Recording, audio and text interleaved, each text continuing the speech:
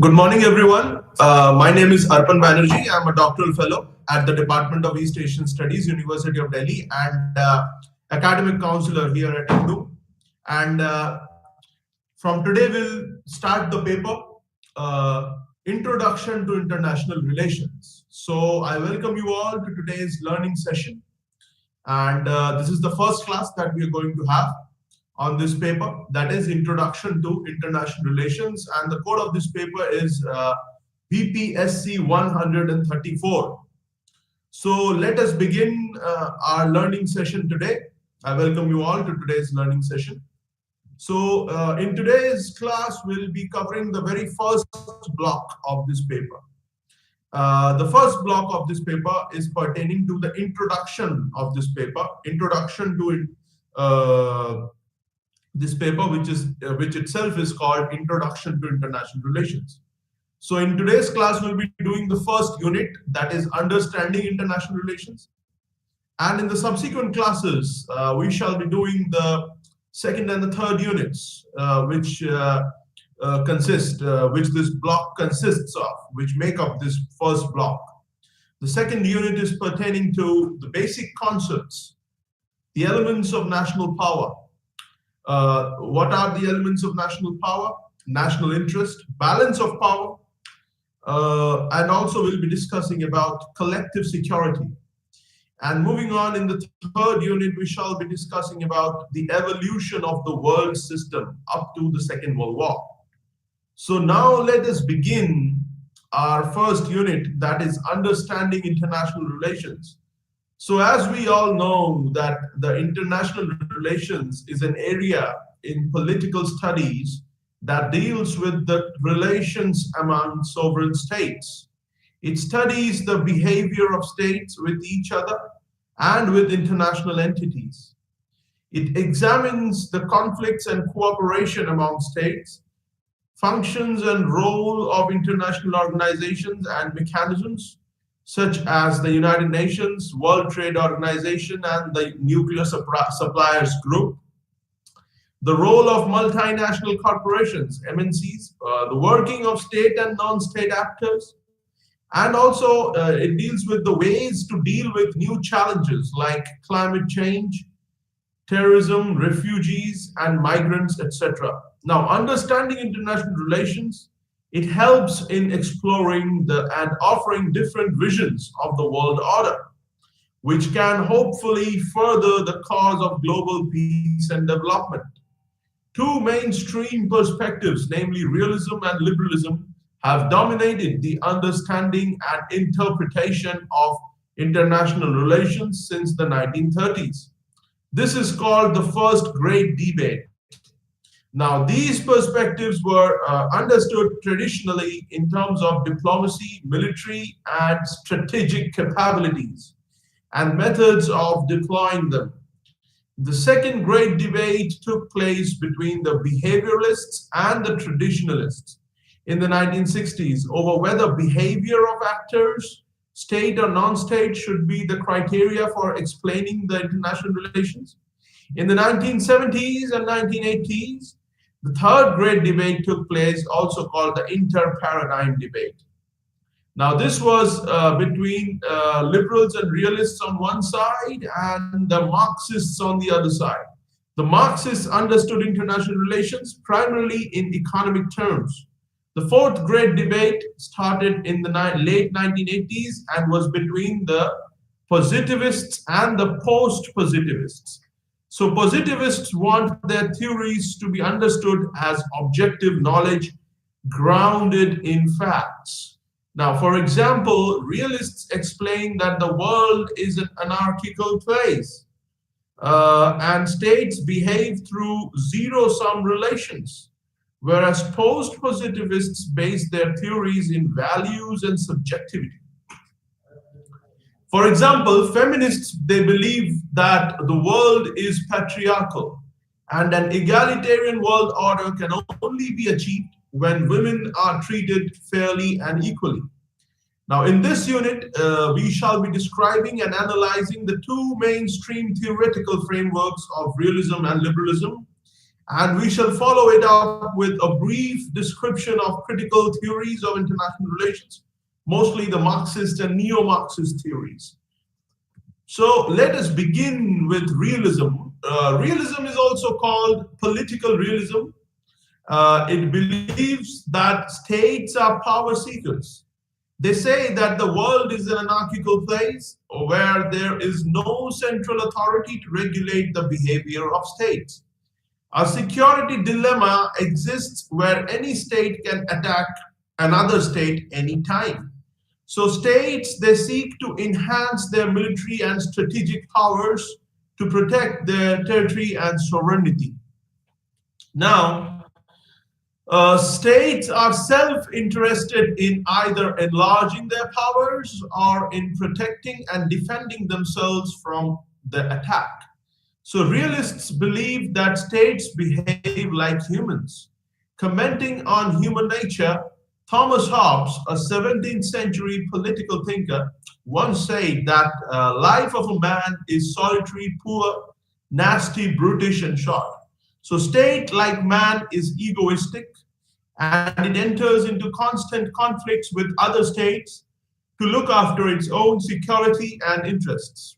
Now, realists believe that states are guided by zero-sum relations, where gain of one state leads to loss of another. Now, what are the key themes within realism? The key themes within realism are state egoism and conflict, statecraft and national interest, international anarchy and its implications, polarity, stability, and balance of power. These themes are described below. So now let us first discuss state egoism and conflict. So classical realism is traced to the Greek philosopher Thucydides' History of the Peloponnesian War. Sun Tzu's work, The Art of War, Kautilya's Arthashastra, and the writings of Niccolo Machiavelli and Thomas Hobbes. Now they give a pessimistic picture of man, saying that nature of man is guided by envy, jealousy, ego, greed, fear, and conflict. And same is the nature of the state. Since international order is anarchical and there is no central source of authority, states acquire more of military capability and build strategic depth so that they keep their territory protected. So the concept of strategic depth, it becomes very important. For example, Pakistan, it wanted to build its strategic depth by acquiring Afghanistan. That is why it supported the Mujahideen in their war against the Soviet Union from 1971 onwards. So because Pakistan wanted to build its strategic depth against India. So the concept of strategic depth, it becomes very important. So Machiavelli says that a man is cunning and the rulers have to be manipulative and crafty to maintain law and order. Hobbes also gives a pessimistic picture of man and argues that a strong and sovereign state power is required to maintain law and order and protect life. Now let us discuss about statecraft and national interest. The art of statecraft is important for the conduct of state in international relations. Hans Morgenthau, in his Politics Amongst Nations, The Struggle for Power and Peace, stated 6 principles of political realism that explain how the state works. Now, these principles are: politics is governed by objective laws which have their roots in human nature. International relations can be understood from the concept of interest defined in terms of power. The forms and nature of state power will vary in time, place, and context, but the concept of interest remains consistent. Universal moral principles do not guide state behavior. There is no universally agreed set of moral principles. Moral aspirations are specific to a particular nation. The political sphere is autonomous. It means that the key question in international politics is how does this policy affect the power of a nation? Now let us discuss about another principle of realism, that is international anarchy and its implications. Since there is no central authority, States have to resort to self-help to secure their interests. The second implication is that international system is characterized by security dilemma where the security of states is not guaranteed. And third, states in anarchy are always in pursuit to enhance their power in relation to other states so as to have an edge over them. These implications discourage cooperations and reduce the effectiveness of international organizations. Now, another principle associated with realism is polarity, stability, and balance of power. Realists say that stability in international system can be attained through balance of power.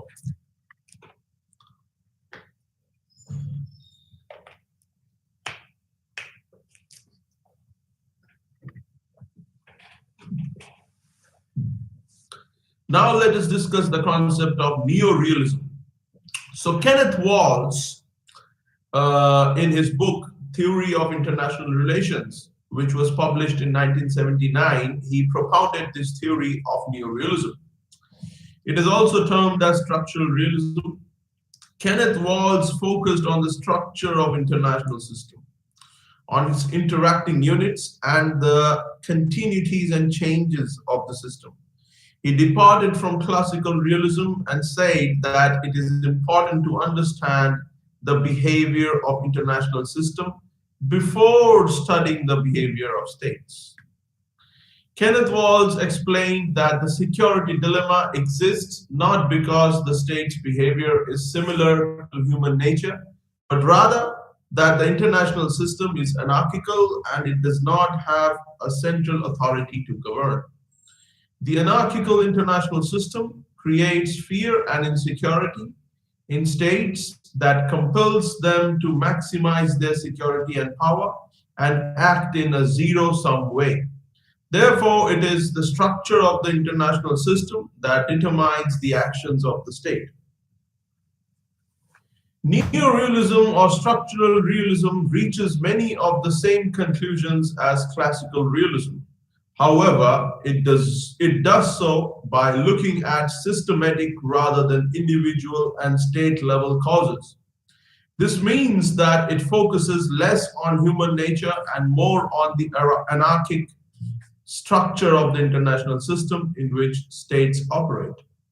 Kenneth Waltz emphasizes upon the distinction between his approach and that of Morgenthau and other classical realists. Whereas classical realism places responsibility for war at the feet of selfish and narrow-minded individual human beings, Kenneth Waltz points to the anarchical structure of the international system as the main reason for the persistence of war. Kenneth Waltz asserts that states are victims of security dilemma, in which effort of a state to ensure its survival threatens the security of other states around it. Following realism's concept of self-help, Kenneth Waltz argues that the only rational course of action for a state in anarchical international system is to maintain enough military and political power to defend itself against any form of aggression. In doing so, a state might invest in new weapons or seek alliances with other states that may or may not come to its aid in a crisis. Unfortunately, these steps towards self-defense appear threatening to neighboring states, forcing them to respond with their own military buildup and alliance making. In a world defined by mutual suspicion, one state's attempts to safeguard its survival makes other states less secure, forcing them to respond with their own self-help strategies. The result is an arms race in which every state builds up its military capability in response to others' actions. This is the crux of the security dilemma. Neorealists use it to explain the persistence of conflict and war on the international stage. In the absence of a world government, states are condemned to exist in an environment of mutual distrust, and one state's declaration that it is seeking armed strength for purely defensive reasons is certain to be met with suspicion by its neighbors. Thomas Schelling added the dimension of strategic realism in 1980. He focuses his attention on foreign policy decision making. He said that leaders think strategically when they are confronted with basic diplomatic and military issues. Strategic methods involve diplomacy, foreign policy, and also use of armed forces. Thomas Schelling says that diplomacy is like bargaining, where one gets the outcome which might not be ideal for both parties, but it is better for both as compared to other alternatives. Strategic realists are concerned with how to employ power intelligently in order to get the adversary to do what we desire, and more importantly, to avoid doing what we fear. Now let's discuss the next theory related to international relations, that is liberalism. The liberal tradition in international relations is closely associated with the emergence of modern liberal state. The basic tenets of liberalism are freedom, tolerance, cooperation, compromise, peace, and progress. Liberalism rules out conflict and war. The liberal tradition strongly believes in the reason and rationality of individuals.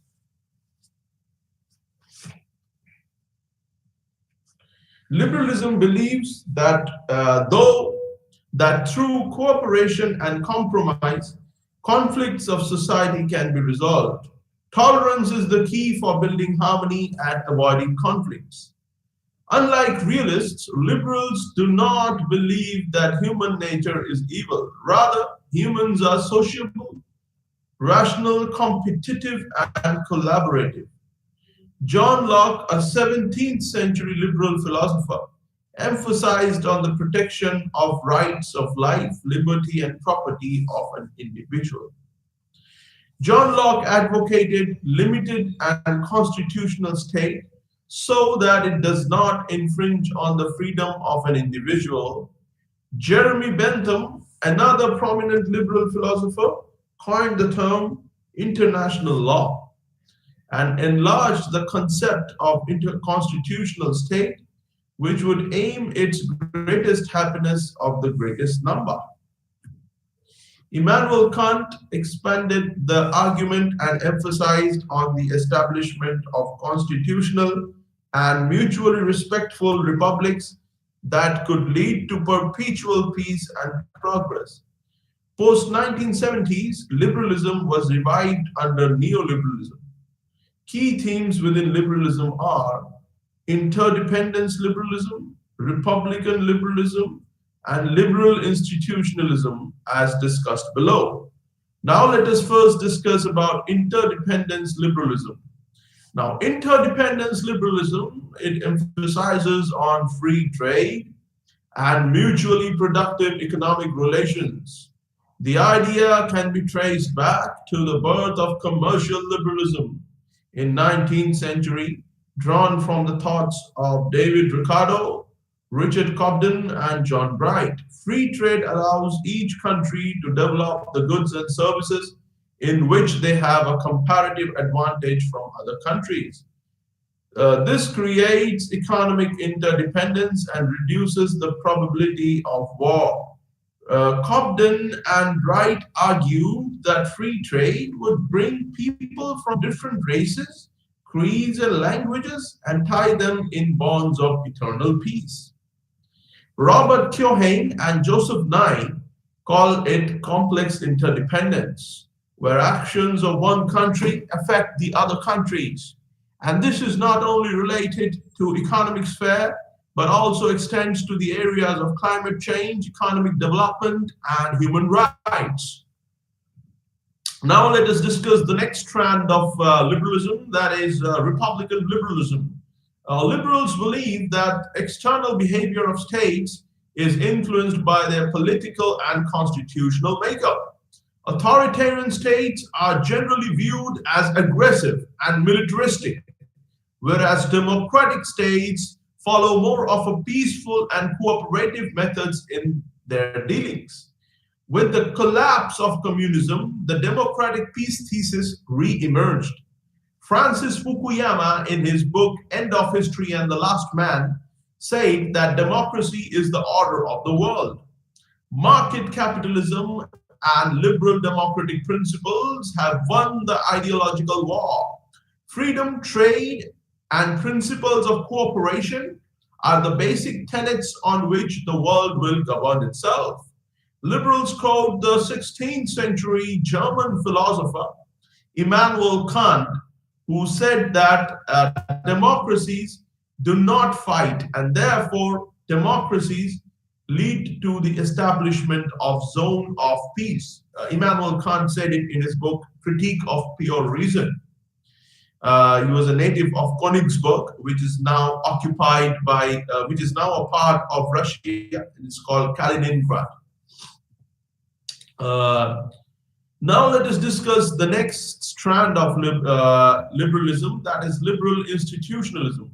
Liberal institutionalism owes its genesis to social contract theory of Thomas Hobbes and John Locke.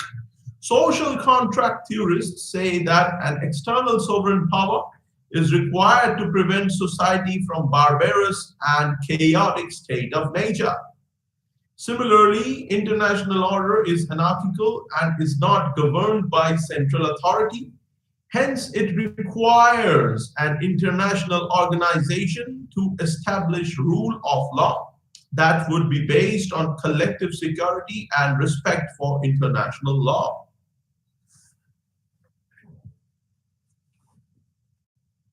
The League of Nations was the first attempt, which was formed after the First World War. So after the First World War, the Treaty of Versailles was signed in the Versailles Peace Conference in 1919, held in France. And in that, the then American President Woodrow Wilson propounded the 14 points on which, based on which the League of Nations was created. However, the League of Nations was alleged to have been biased towards the victors of the First World War, that is the Allied powers.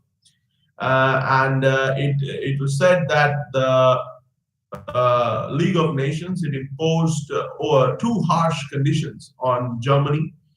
That is, it took away the mineral producing areas of Germany, that is Rhineland. It imposed a war indemnity on Germany. And it also seized all the German colonies and introduced the mandate system, ultimately leading to hyperinflation in Germany. And because of the Great Depression of 1928, which ultimately resulted in the rise of Nazism, Nazi Party and Adolf Hitler, which subsequently led to the downfall of the League of Nations. The United Nations, it now governs global politics. Institutions function as mediators and facilitators of cooperation among states on matters of common interests. Now let us discuss about liberal institutionalism. Liberal institutionalism, it promotes the idea of international organizations, such as the United Nations, to establish rules such as collective security. An international system should be based and governed by clearly laid down rules and institutions. International organizations is the chief external mechanism that is needed to constrain the ambition of sovereign states, which are otherwise oriented to pursue their national interest. More radical institutionalism highlights the importance of multilateralism in meeting the challenges of global governance and the effects of globalization. The effect of globalization and challenges posed by issues like terrorism, pandemics, etc., show that states cannot meet them unilaterally. These challenges demand creation of regional and global regimes, institutions, and norms, more or less on permanent basis. Now let us discuss some of the critical perspectives The critical perspectives in international relations gained prominence in the 1980s. They embraced a post-positivist approach that links theory with practice. They challenge the global status quo norms and values and expose the inequalities, injustices, and imbalances that mainstream theories ignore. The task is not only to understand international relations, but change it too. Critical theories are emancipatory theories, and they work towards overthrowing oppression and achieve freedom of the deprived sections. Critical perspectives are views from the below, looking at IR from the perspective of the deprived and the victims. Main critical perspectives are discussed in the subsequent sections. So Marxism, neorealism, and neo-Marxism and critical theory. Marxism has been considered as the radical alternative to mainstream theories of realism and liberalism. The latter has been considered to cater to the interests of the rich and powerful ruling classes in the imperial states of Europe, whereas Marxism has been the voice of the weaker sections of the society. Marxism believes that class struggle is an inevitable part of society. Economy is of primary importance. Marxism explains that society is divided on the basis of economics. There are two classes of haves and have-nots. Marxism bases itself on materialist conception of history. Karl Marx has laid down five stages in history, namely primitive communism, where everyone is equal and no social division between rich and poor exists. Second is feudalism, where the society gets divided into two major social classes, namely landlords and serfs. A class struggle replaces feudalism with capitalism. But in capitalistic mode of production, the division still persists between proletariat, that is working class, and bourgeois, that is capitalist class. Marx calls for a working class revolution to dethrone the bourgeoisie and overthrow capitalism to build a socialist society. In a socialist society, which is a utopia, of course, resources will be distributed according to their work and social justice will be established. Socialism is a transitory stage. Socialism will soon pave way for classless communism where distribution of resources will happen according to everyone's needs. Karl Marx believed that historical process is carried forward through dialectical process, in which internal contradictions happen in each mode of production. Vladimir Ilyich Lenin, in his work in Imperialism, the Highest Stage of Capitalism, underlined that domestic capitalists maintain high levels of profits by exporting surplus capital to overseas markets. This has led to colonization in Asia, Africa, and elsewhere, and also the resultant war, that is World War I, among the European capitalist powers to control these colonies. Neo-Marxism explains global poverty and inequality. Marxism was revived in 1970s and was called neo-Marxism or structural approach or neo-radical approach, including the world system theory and dependency theory. These frameworks explain that the world is divided into three spheres: core, periphery, and semi-periphery. Core countries are located in the north. Composed of Western capitalist system, core countries have large accumulation of capital. The neo-Marxism and the world system theory, it was given by Immanuel Wallerstein. Neo-Marxism, it explains global poverty and inequality.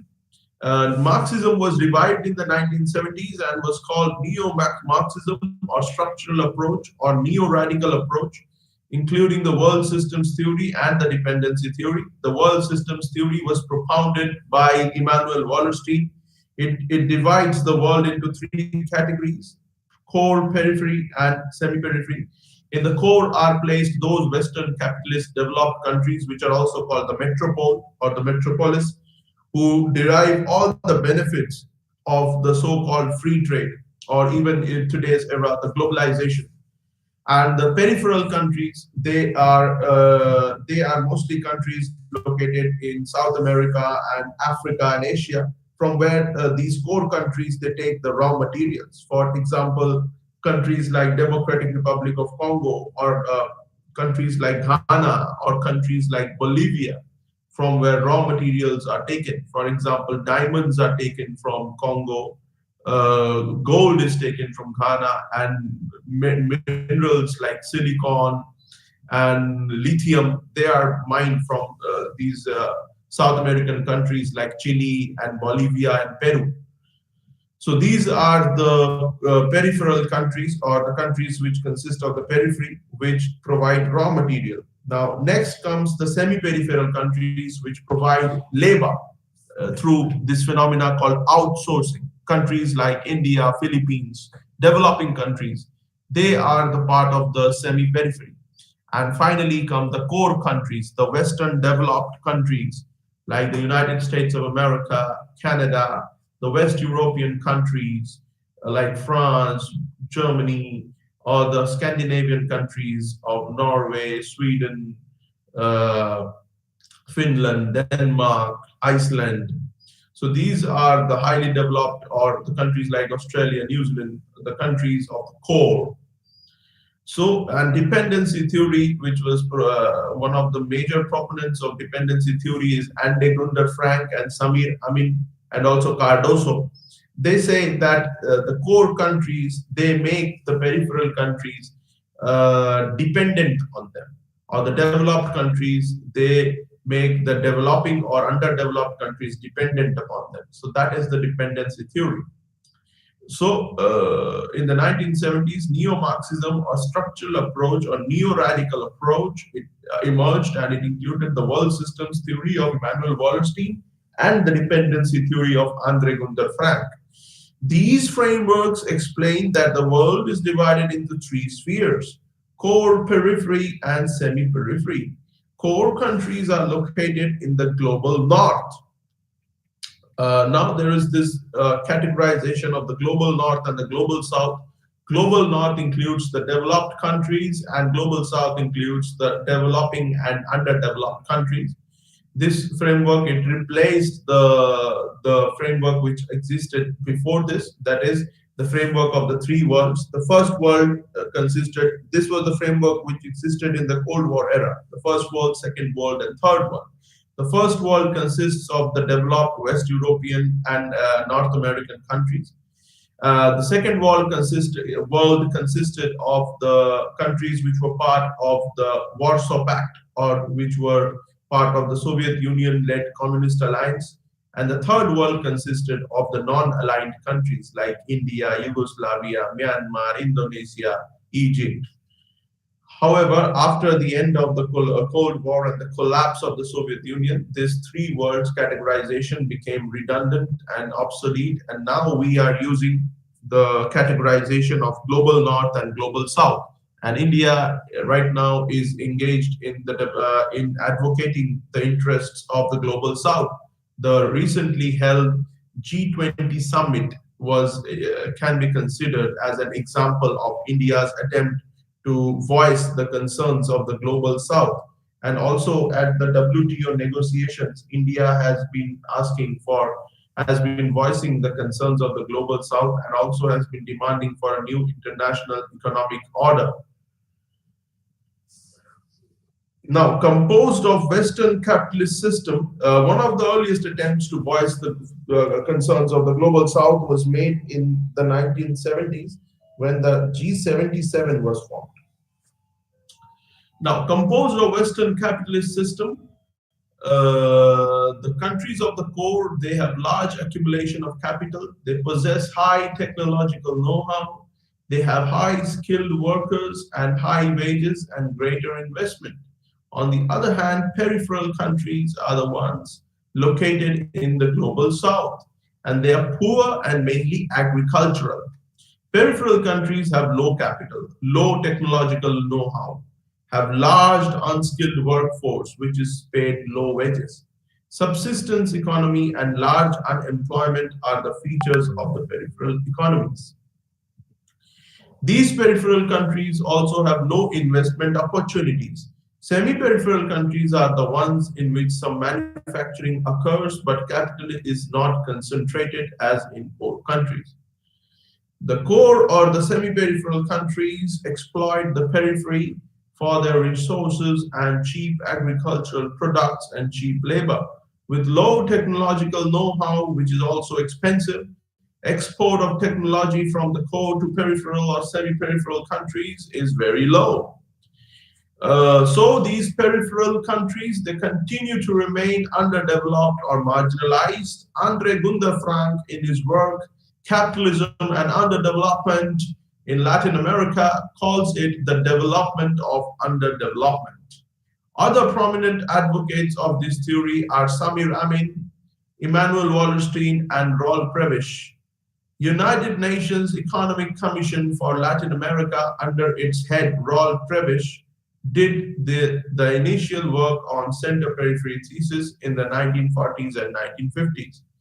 Samir Amin says that periphery wants development in competition with center or the core, oblivious of the fact that every region has its own local development and need not copy the West. So, by imitating the Eurocentric idea of development, the periphery distorts and destroys its indigenous structures, making them unsustainable and dependent on the West for its developmental needs. This further strengthens the core and weakens the periphery.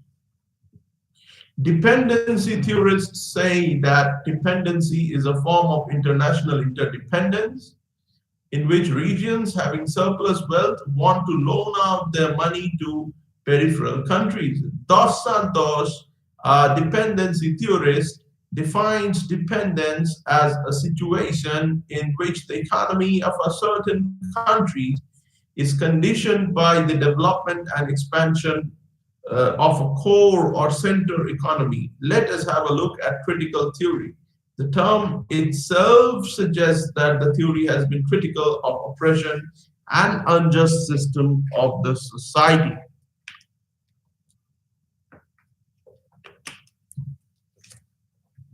Antonio Gramsci, who was an Italian Marxist and was imprisoned by Benito Mussolini, and while in prison, he wrote his famous work, that is The Prison Notebooks, from where we get the concept of cultural hegemony.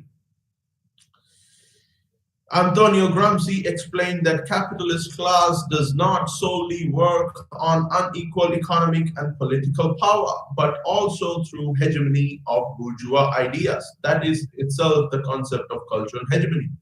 Hegemony means domination of certain ideas and theories. Antonio Gramsci says that hegemony works through coercion and consent. Robert Cox said that hegemonic power of USA is not only in terms of military, but also of its ability to create a broad consent on the world order. So the concept of soft power. Critical theorists are committed to emancipatory politics and believe in building an inclusive and cosmopolitan world order. Frankfurt School rose in 1923, and they also underline the oppression of the weaker section of society. Frankfurt School is also related to the emergence of the idea of cultural Marxism. Key theorists of the Frankfurt School include Theodor Adorno, Max Horkheimer, and Herbert Marcuse. Second generation of Frankfurt School includes Jürgen Habermas, Robert Cox, and Andrew Linklater, who applied critical theory to the study of international politics. Now let us discuss another theory, that is feminism. Feminism rose in the 1960s in Europe, where women challenged the social, economic, and political role given to them, and emphasizing that these roles are not natural. It is the society that has confined women to household work and men to economic and political spheres. The central theme in feminism are public and private divide, patriarchy, sex and gender, and equality and difference. Feminists explain that there is an artificial and unnatural public and private divide. where public is solely confined to men and women take care of private sphere.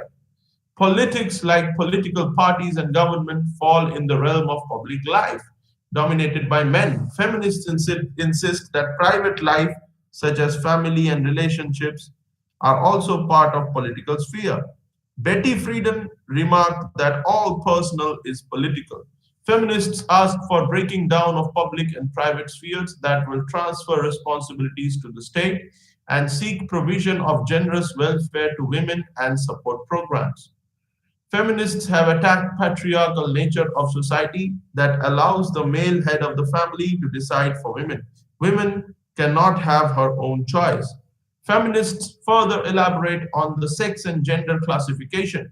Sex is a biological difference between a male and a female, whereas gender is a social construct, according to feminists. It means that the role of a man and women is defined by the society. And lastly, there is difference. There are feminists who say that women need to celebrate their difference. They emphasize that women need not be male identified. Rather, they can enjoy womanhood and celebrate their different traits of being caring, warm, protective, and childbearing. How feminism is projected in international relations. International relations has largely talked about causes of war and conflict, development of international law and diplomacy, and global expansion of trade and commerce. But the significant missing factor is that they have not talked of people. The dominant theories have excluded women from domestic and international politics. Realism emphasizes on power and struggle. They have assumed male to be participants in foreign policy decision making. Feminists accuse international relations to be gender blind. It is not inclusive of women's voice and opinions. States policy is governed on the factor of export earnings, financial matters, and comparative labor costs. But state has not focused much on delivery of social services, provision of full employment, alleviation of poverty, and removal of social inequalities. But women have confronted these challenges and worked hard to make their voices heard. Where are women in IR is a common question that feminists ask. Now let us discuss about another theory of IR, that is post-structuralism. Post-structuralism and postmodernism are used interchangeably. It is argued that all knowledge is partial and local. Every society has its own truth and there is no universal truth. Postmodernists highlight the complex power knowledge system where truth is created to favor a section of society. Dominant groups in society do not permit any opposing thought. Therefore, postmodernists ask for rejection of hierarchical ideas. Further, all history is written from the perspective of the victor. The views of the vanquished never find a mention in history books. They are anti foundationalists, which means that there are no universal moral and political principles. They emphasize that every society should create their own truths and values. German philosopher Friedrich Nietzsche had talked about nihilism. He had said truth is fiction. John Francis Lyotard defined postmodernity as an incredulity towards meta narratives. He said that all creeds and ideologies are to be viewed skeptically. Michel Foucault, a French philosopher, said that knowledge is power. He believed that truth is a social construct and the powerful section of a society creates its own truth to uphold its vested interests. Jacques Derrida talked about deconstruction. He underlined the truth of all time. There is no fixed meaning of concepts, languages, and statements. He upheld the difference. He said that every society has different truths, and there is a need to deconstruct texts so as to unravel the truth of every society. Richard Rorty, a US philosopher, carried the argument further. He rejects that there exists any objective transcendental standpoint from which beliefs can be judged. He says there is no such standpoint. Postmodernists have influenced international relations since the publication of Derderian and Ben Shapiro's International Intertextual. Postmodernists argue that political events will always have different interpretations. For example, 9/11 event has been analyzed as an act of terrorism, a criminal act, or an act of revenge. Critics point out that postmodernists hold different views as equally valid, and they believe that even science cannot distinguish between truth and falsehood. Now there is another strand in international relations, that is that of green politics. Environment became an important factor in international policy making debate since 1970s, when the dangers of uncontrollable population and unsustainable growth and their impact on environment came to the fore. In the 1990s, it gained further traction with concern of climate change. Green politics elaborates on a link between humankind and nature. Green politics talks about the need to balance economic growth with environmental preservation. Green politics emphasizes on sustainable development. It says that growth and development can only sustain when it is in concordance with the environment. Then there are eco-socialists who blame capitalistic development for environmental degradation. Eco-socialists argue that the present market-oriented phase of capitalism, or neoliberalism as it is often called, seeks profit at the cost of nature. Another movement is that of eco-anarchists, who argue that domination over other people is domination over nature. Exploitation of people and communities at local level necessarily entails exploitation and destruction of nature with no recourse and no remedy ever. So structures of hierarchy and authority should be broken down. Then there are ecofeminists who argue that domination over females lead to domination over nature. Male domination invariably violates nature too. Feministic values of softness, warmth, care, gentleness will help in preserving the environment. Now there is another school of thought in international relations called social constructivism. Alexander Wendt, in his important work Anarchy is What States Make of It, explains that anarchy is not an objective reality, rather it is subjective. It is a social construct where people have given shape to the ideas, beliefs, and traditions, and they share it. Anarchy then comes to occupy a place in the mainstream thinking. Wendt further elaborates that anarchy is viewed by some states as a threatening disorder that is not regulated by a central authority, whereas other states who view it as freedom and opportunity. Therefore, social constructivist theories highlight that there is no objective social or political reality. The reality is not something that is out there in terms of external objects. Rather, reality exists inside. They contrast inside out approach with outside in approach. People as individuals or groups construct the world and then act according to those constructions. People's ideas and beliefs become important when they are shared to shape their identity or to serve their interests. Theorists explain that nations are not objective entity. Rather, nation is an imagined community, which was said by Benedict Anderson, where people, in his book Imagined Communities, where people believe that they share common beliefs, ideas, history, blood, and lineage. Social constructivists highlight that interactions between agents, that is, people in the form of individuals or groups, and structures of the international system are always mediated by ideational factors, that is, beliefs, values, theories, and assumptions. Critics of constructivism say ideas do not fall from sky.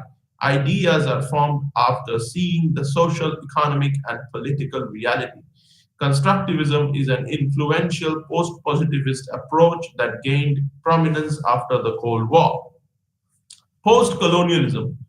Though the colonial powers have been defeated long back and newly independent countries with their sovereignty intact have been formed, but the people in less developed and developing countries are still subjugated by the colonial mindset.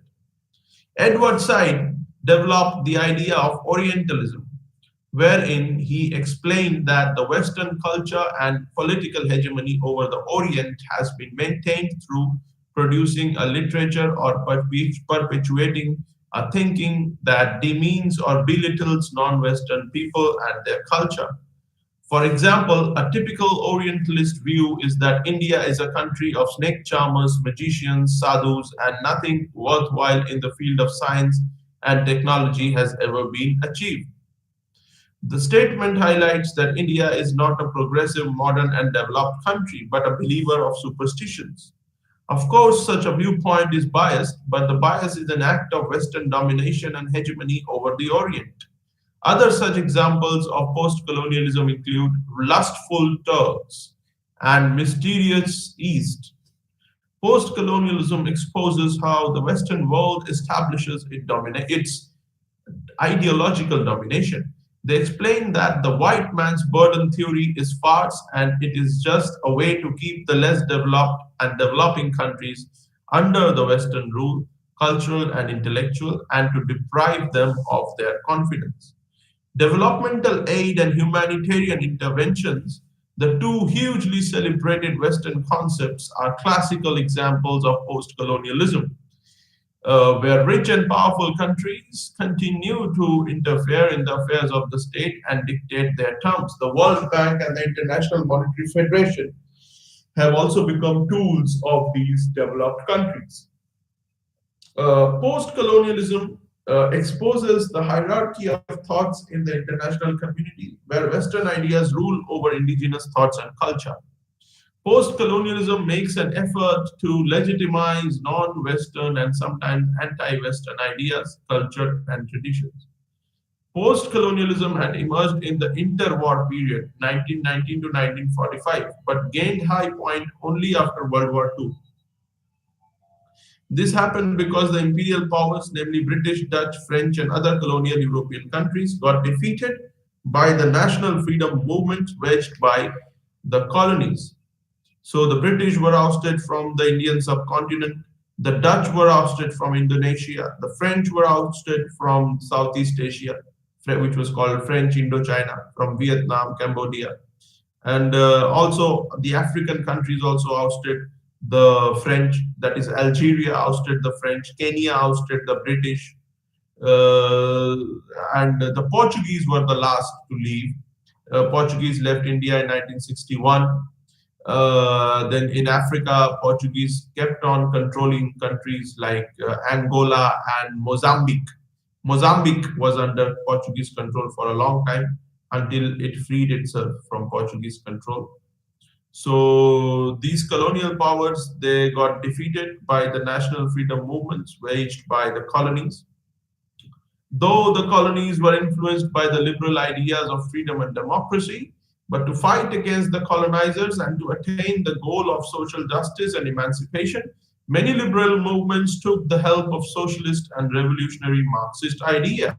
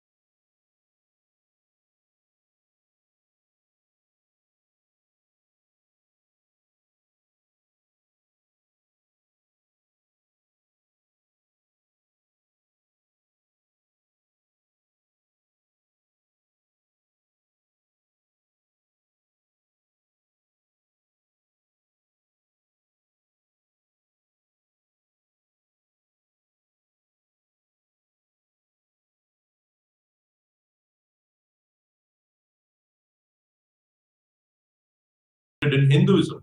Many African countries combined socialism with their own indigenous traditions.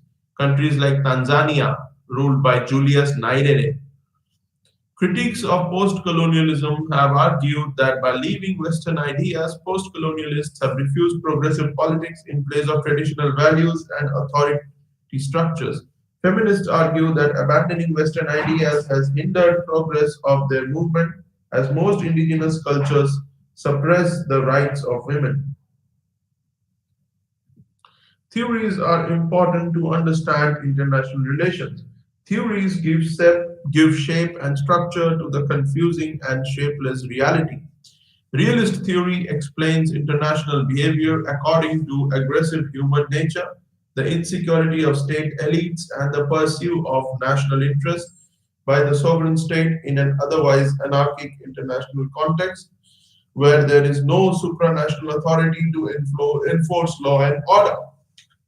Realism, it another school of realism emerged, which we discussed, that is neorealism in 1971, which further got divided into two strands: defensive realism, which is propagated by Kenneth Walls in his book Theory of International Relations, and Man, State, and War, which says that states need as much power as is necessary to defend themselves, and that is why states acquire power to defend themselves. However, offensive realism, which got developed later on by John Mearsheimer in his book Tragedy of Great Power Politics, written in 2001, he said that no, there is no end to states acquiring power. States acquire power after power, so there is no end to it. So states are power acquiring. So states are power maximizing and not security maximizing. Security maximizing is how defensive realists define the state. Then another school of realism emerged, that is neoclassical realism. That emerged in the late 90s. One of its proponents is Farid Zakaria. They said that not only the anarchy of the international systems define foreign policy behavior, but also the capability of the states to utilize their own resources. That also determines the foreign policy behavior of states, and it varies from one state to another. Because humans are self-interested creatures, international affairs work on zero-sum game, where one loses and the other gains. Liberal approach defies the realist theory and argues that human behavior is based strongly on cooperation, tolerance, and the capability to resolve conflicts peacefully through dialogue and negotiation. That's why countries are interdependent for trade, resolution of political issues like climate change, piracy, and economic growth. Marxist theory criticizes the mainstream theories and highlights exploitation and class struggle in capitalism, and gives a view of international relations from below, the viewpoint of the poor, marginalized, and the exploited. New theories that enrich the understanding of international relations are green politics, that highlights the issue of climate change and environmental preservation; feminist theory, which talks about bringing women issues to the mainstream for making international policies. Post structuralism assists in deconstruction and promotes diversity in thoughts. Post colonialism exposes the hegemony of ideas and culture created by Western countries by belittling the Eastern values. So, we have discussed all the prominent theories of international relations. So thank you so much for joining today's class. In the next class, we shall be discussing the second unit. Namaste.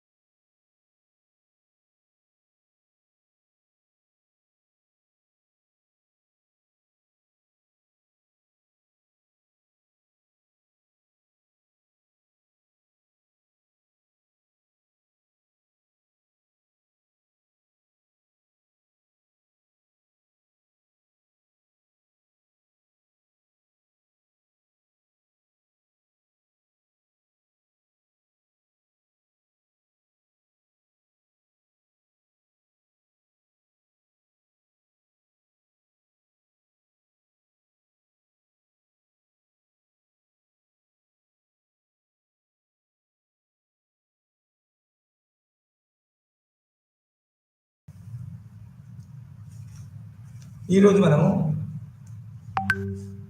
అంతర్జాతీయ సంబంధాలు అనే మన పేపర్లో ఇంకొక కొత్త topic గురించి చర్చించుకుంటున్నాము. అదే అంతర్జాతీయ సంబంధాల్లో అనే సబ్జెక్టులో ఉండే ముఖ్యమైన అంశాలు, ముఖ్యమైన భావాలు ఏంటి? ఆ భావాలు మనం తెలుసుకోకపోతే, ఆ భావాల గురించి అర్థం చేసుకోకపోతే నిజానికి మనం సబ్జెక్ట్ని, అంతర్జాతీయ సంబంధాలు అనే సబ్జెక్ట్ని మనం అర్థం చేసుకోలేము. ఏ విధంగా మనకి పొలిటికల్ థియరీలో, పొలిటికల్ ఫిలాసఫీలో, పొలిటికల్ థాట్లో కొన్ని ముఖ్యమైన అంశాలు చర్చించి దాని తర్వాతనే ఒక్కొక్క థింకర్ యొక్క పూర్తి ఆలోచనలు, పూర్తి అతను అభివృద్ధి చేసిన, డెవలప్ చేసిన సిద్ధాంతాలను అర్థం చేసుకుంటాము. అదేవిధంగా మనము ఈ అంతర్జాతీయ సంబంధాలనే సబ్జెక్ట్ని అర్థం చేసుకోవాలంటే అందులో ఉండే ముఖ్యమైన అంశాలు, ముఖ్యమైన భావాలు అర్థం చేసుకోవాల్సి ఉంటుంది. అయితే ఫస్ట్ మనము ఇది అంతర్జాతీయ సంబంధాలలో యాక్చువల్గా రెండవ టాపిక్.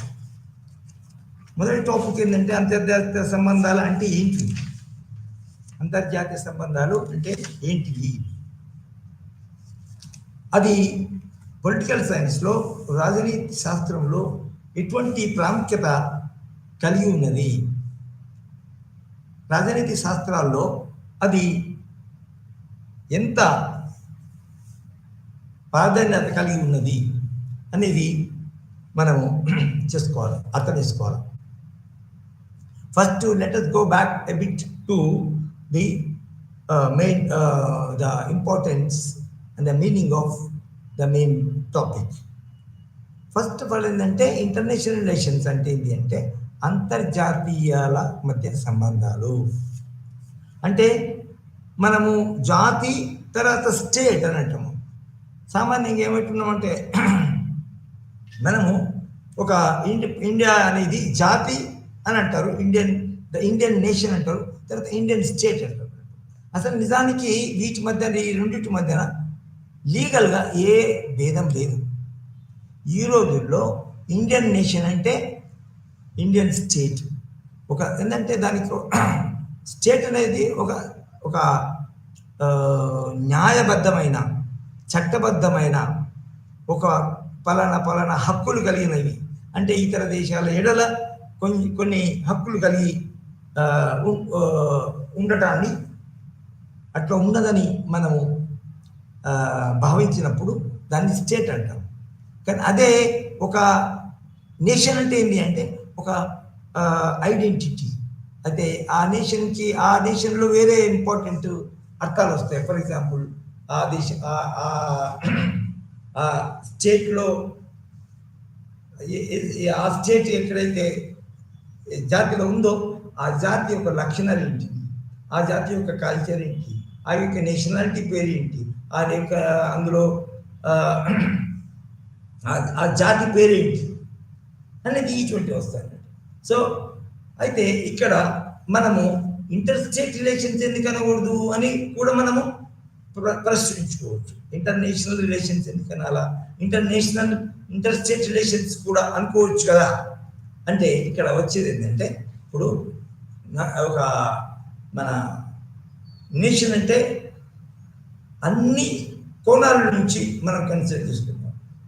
స్టేట్ అంటే ఏంటి అంటే దాని యొక్క హోదా, ఏది ఇండియా యొక్క లీగల్ హోదా అంతర్జాతీయ సంబంధాలలో మన ప్రపంచంలో ఉన్న అన్ని దేశాలలో ఇండియా యొక్క ఐడెంటిటీస్ ఇచ్చేది జాతి. తర్వాత ఇండియా యొక్క లీగల్ హోదా గురించి మాట్లాడేది, గుర్తు చేసేది స్టేట్. సో నిజానికి అందులో కన్ఫ్యూజన్ కాకూడదు.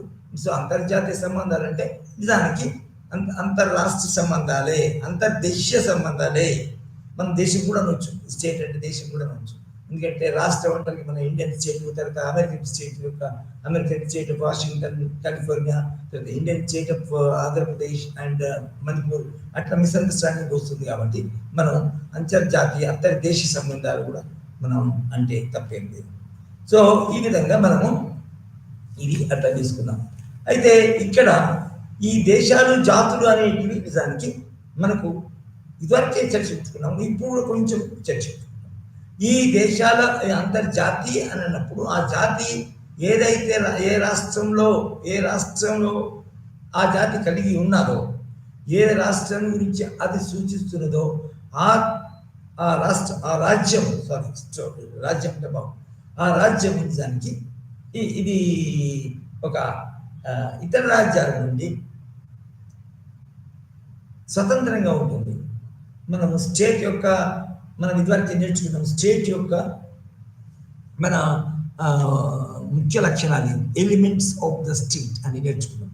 అందులో ఎలిమెంట్స్ ఆఫ్ స్టేట్లో మనము ఒక్కటి ఏంటంటే ముఖ్యమైనది సావరిటీ, population, geography and more over government. 4 elements of the state out there. సావరిటీ అంటే ఏంది? ఇదివరకు మనం అనుకుంటుంటే ఇతర దేశాల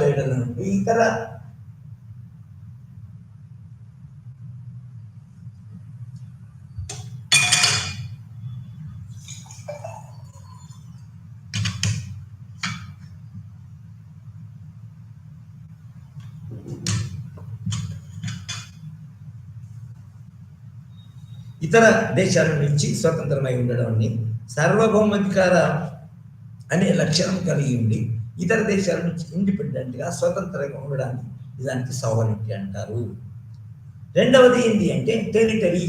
ఎందుకంటే ఒక రాజ్యానికి, ఒక దేశానికి అసలు నిజానికి మన టెరిటరీ అంటే ప్రదేశము, జాగ్రఫికల్ ఎంటిటీ, భూభాగం అనేది కనుక లేకుంటే దాన్ని మన ఫిజికల్గా లేకుంటే దాన్ని ఏమైనా భావం మైండ్లో ఉంటుంది అది.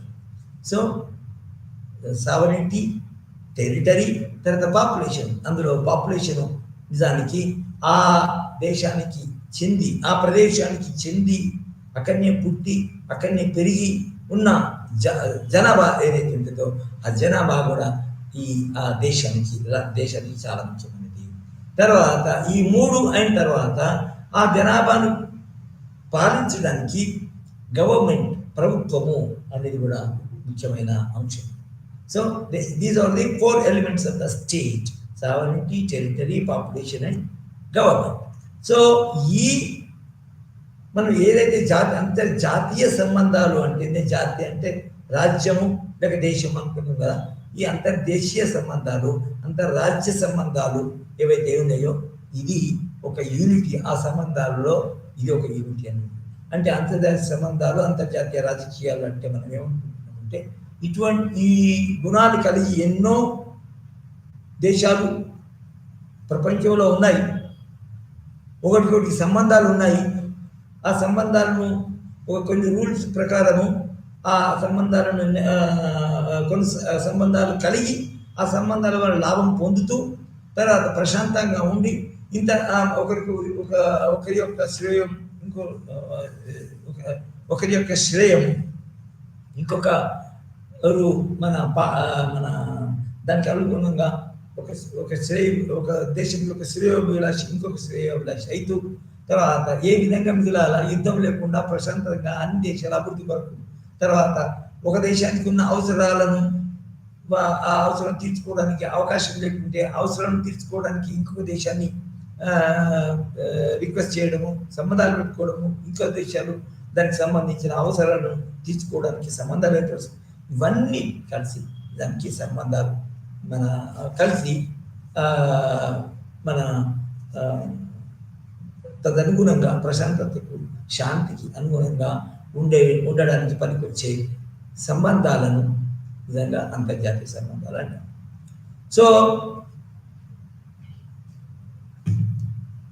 సో ఈ అంతర్జాతీయ సంబంధాలను ఎందుకు చదవాలా అంటే దానికి కొన్ని అందులో చదివే విషయాలు ఉన్నాయి. మనం ఏ విధంగా ఒక స్థితితను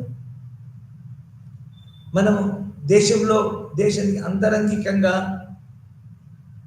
ప్రశాంతంగా సుఖ సౌఖ్యాలను అనుభవిస్తూ మన అభివృద్ధి చెందడానికి దేశ ప్రభుత్వము అందులో ఉన్న ప్రభుత్వం ఏ విధంగా ఉపయోగపడుతుందో అదేవిధంగా తన దేశము ఆ పౌరుని యొక్క దేశము కూడా డెవలప్ కావడానికి, ప్రశాంతంగా ఉండడానికి, ఆ దేశంలో ప్రజలు ప్రశాంతంగా ఉండడానికి కూడా నిజానికి ఈ అంతర్జాతీయ సంబంధాలు అనేది పనికొస్తాయి.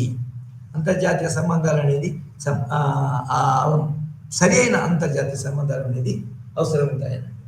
లేకపోతే ఉదాహరణకి దేశంలో అన్ని అవసరాలను ప్రభుత్వము రాజ్యము తీరుతూ ఉన్నది, కానీ బయట నుంచి వేరే రాజ్యం, వేరే దేశము, వేరే దేశాధిపతి, వేరే రాజ్యం మనపై దండెత్తినప్పుడు అదన్నప్పుడు అతనికి అంతరంగికంగా ఎన్ని సౌకర్యాలు, ఎన్ని వసతులు ఆ ప్రభుత్వం అతని యొక్క ప్రభుత్వం చేకూర్చినా కూడా లాభం లేదు.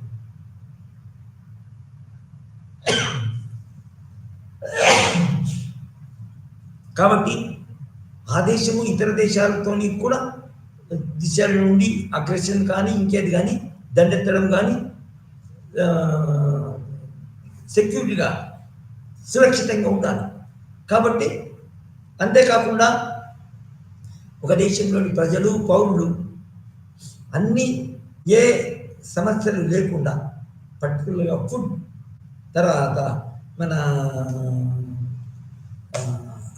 ఇతర దేశాలు ప్రయాణించడం, ఇతర దేశాలు చూడడానికి పోవాలన్నా కూడా దానికి వేరే దేశాల యొక్క మన సహకారం, సహాయము, మన అండర్స్టాండింగ్, స్నేహము కూడా కలిగి ఉండాలి.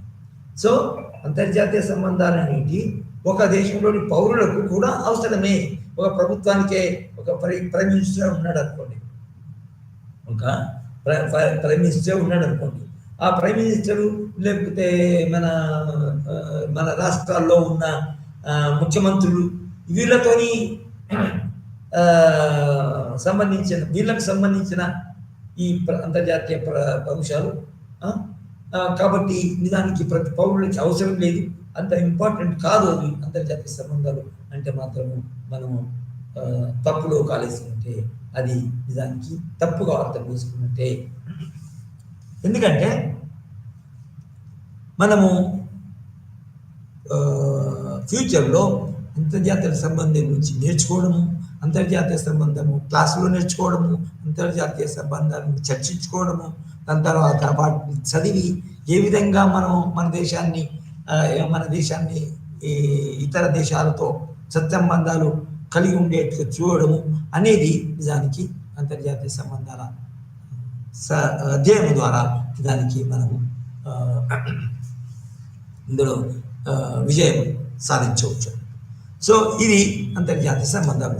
దీనిలో ముఖ్యంగా మన అనేక విషయాలు చాలా ఉన్నాయి. అంటే ఇప్పుడు ఏంటంటే for example independent state, independent nation అని అనుకున్నాం కదా. మన ఇండిపెండెంట్ నేషన్స్ మధ్య ఉన్న సంబంధాలని అంతర్జాతీయ సంబంధాలు అంటున్నాం కదా. ఈ జాతి అంతర్జాతీయ అంటే ఇండిపెండెంట్ జాతి అనుకుంటున్నాం. అయితే మరి ఇప్పుడు 1950కు ముందు, 1947కు ముందు మన భారతదేశము నిజంగా స్వతంత్ర దేశమన అంటే నిజానికి కాదు, స్వతంత్ర దేశం కాదు. ఎందుకంటే అది బ్రిటన్ అనే సామ్రాజ్యవాద దేశం కింద, బ్రిటన్ సామ్రాజ్యం కింద లోపల భాగంగా డొమినియన్గా ఉన్నదని. సో దట్ మీన్స్ దాని అర్థం ఏంటి, మన దేశం యొక్క పర్టికులర్గా బ్రిటిష్లో ఉండే 13 ప్రావిన్సెస్ ఉన్నాయి కదా. ఆ ప్రావిన్సెస్ ఏవైతే ఉన్నాయో ఆ ప్రావిన్సెస్ అంతా కలిసి బ్రిటిష్ ఇండియా అన్నట్టు. సో బ్రిటిష్లో ఇండియా భాగం ఉంది కాబట్టి అది స్వతంత్రంగా లేదు కాబట్టి దాన్ని మనము స్వతంత్ర దేశం అనవచ్చు. అంటే మనము అంతర్జాతీయ సంబంధాలు అన్నప్పుడు 1947కు ముందు అంటే ఏంటంటే బ్రిటిష్ ఇండియా, బ్రిటిష్ కాలనీ, బ్రిటిష్లో ఉన్న కాలనీలు ఇతర దేశాలతో, అంటే అది జర్మనీ కానీ జపాన్ కానీ, ఎందుకంటే ఆ దేశాలు ఇండిపెండెంట్. సో ఇండిపెండెంట్ దేశం జపాన్ అయినప్పుడు ఆ జపాన్ కలిగి ఉండే మన ఈ బ్రిటన్తో కలిగి ఉండే సంబంధములో మనము దాని లోపల వస్తుంది. భారతదేశము భారతీయులు దానికి అప్పుడు 1947 ముందు దానికి ఒక స్వతంత్రంగా లేరు అని చెప్పచ్చు. సో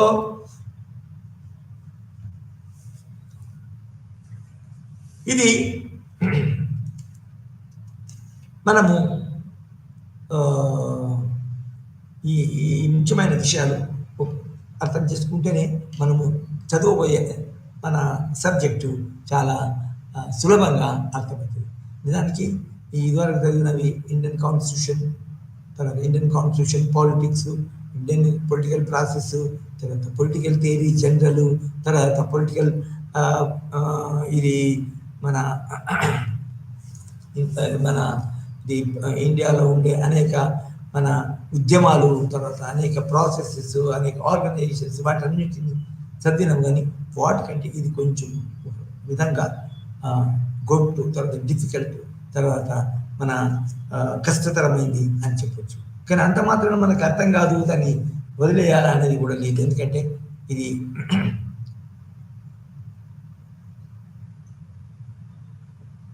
అయితే మనం ఈరోజు మనం ఫోకస్ చేసే సబ్జెక్ట్ ఏదైతే ఉందో దాని మీద చదువుతాం.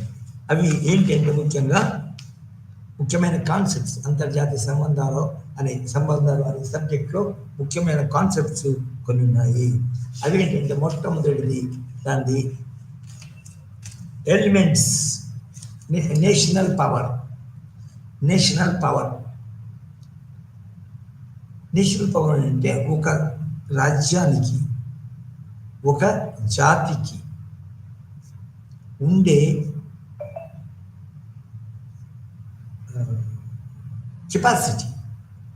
కెపాసిటీ అంటే ఎబిలిటీ, యోగ్యత. సో ఆ పవర్, అధికారం అనొచ్చు, మనము కెపాసిటీ అనొచ్చు. అధికారం అంటే ఒకరి మీద ఉండే లీగల్ పదము అవుతుంది. కానీ పవర్ అనేది జనరల్గా మన ఒక ఇది శక్తిమాన్యము, శక్తిగల రాజ్యము. అమెరికా ఒక శక్తివంతమైన దేశం, ఇండియా ఒక శక్తివంతమైన దేశం అని అంటారు. సో ఈ నేషనల్ పవర్ అనేది మనం చాలా స్పష్టంగా అర్థం చేసుకోవాల్సి ఉంటుంది. నేషనల్ పవర్ అంటే ఒక దేశం యొక్క శక్తి, తర్వాత ప్రాబల్యత అని మనము అర్థం చేసుకోవాలి.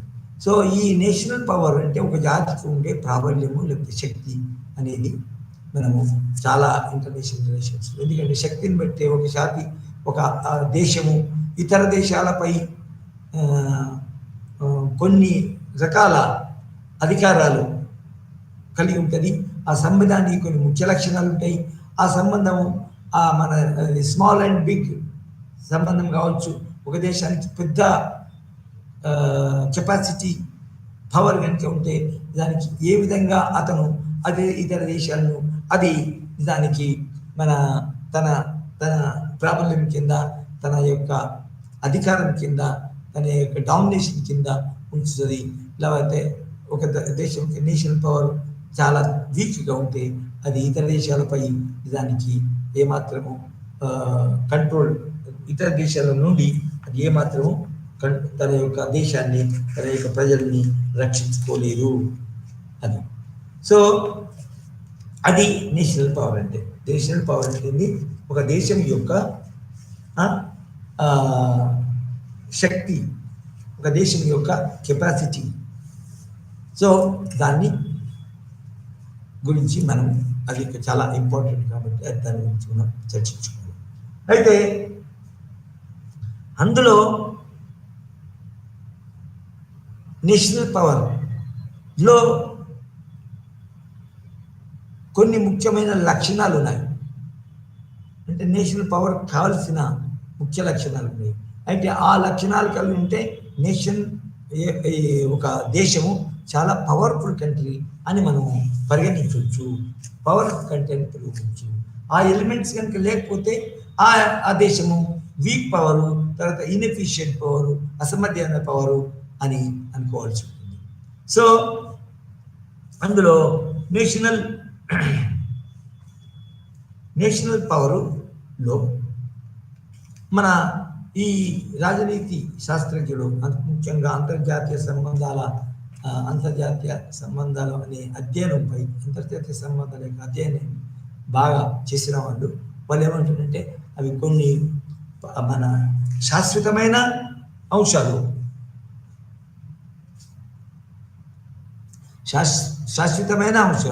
తర్వాత మన అశాశ్వతమైనది అంటే మారేవి.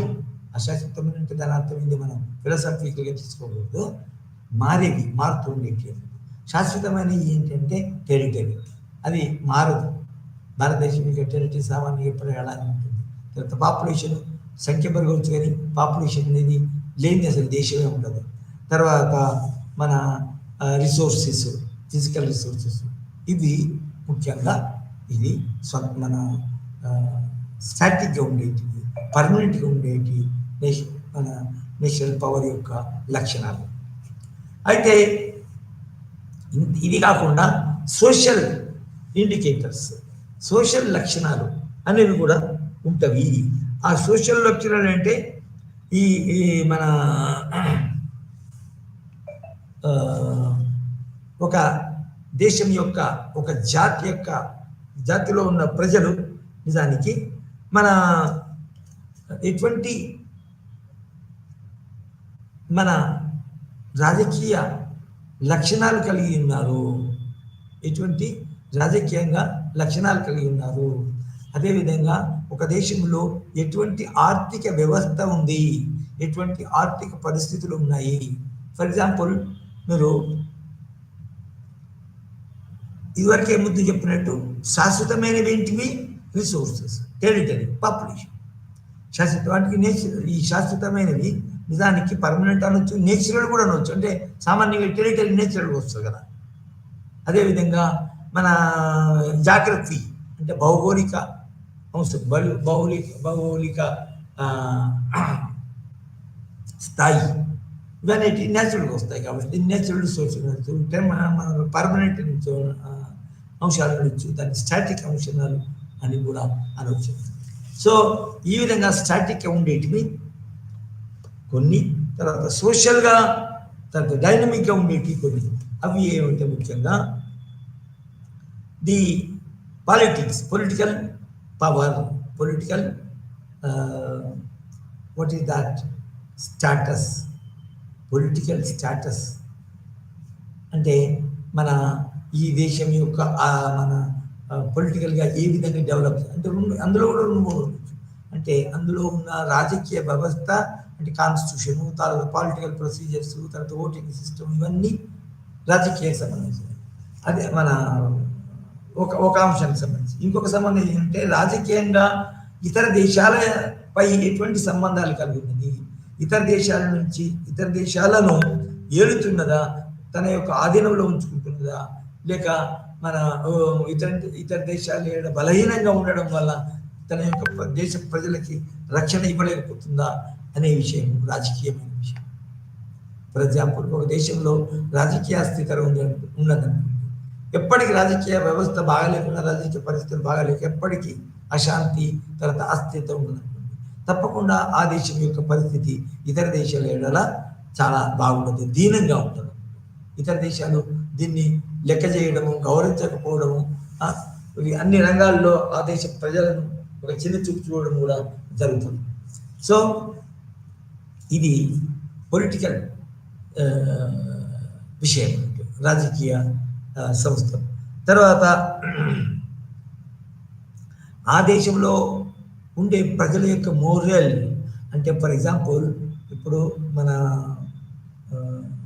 ఆ దేశము మన ఏమంటుందని అనేక రంగాల్లో, యుద్ధ రంగంలో, మరి స్పోర్ట్స్ రంగంలో, మరియు మన ఫైన్ ఆర్ట్స్, ఆర్ట్స్ అండ్ రక్షణలో, తర్వాత ఆర్థిక రంగంలో ఆ ప్రజలు మంచి మొరల్ అంటే మన భయపడకుండా శక్తితో ధైర్యంగా అన్ని సమస్యలు ఎదుర్కోవడంలో బాగా ముందు ఉండడాన్ని దానికి మోరియల్ అంటారు. ప్రజల యొక్క మోరియల్ కూడా చాలా ముఖ్యమైనది.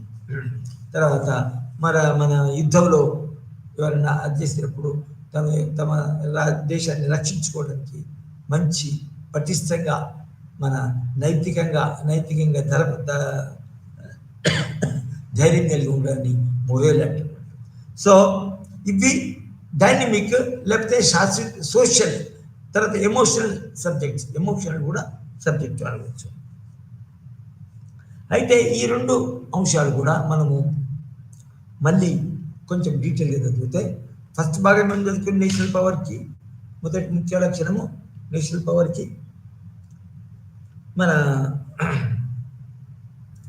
మన ఫిజికల్ డీటెయిల్ అంటే భూభాగం జాగ్రత్త అని.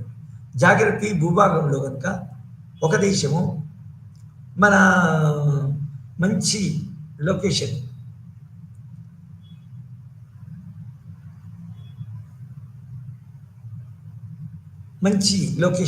కలిగి ఉంటే, తర్వాత పెద్దగా జాగ్రత్త పరంగా ప్రాదేశిక పరంగా చాలా పెద్దది ఉంటే అవి దానివల్ల అనేక లాభాలు ఉన్నాయి.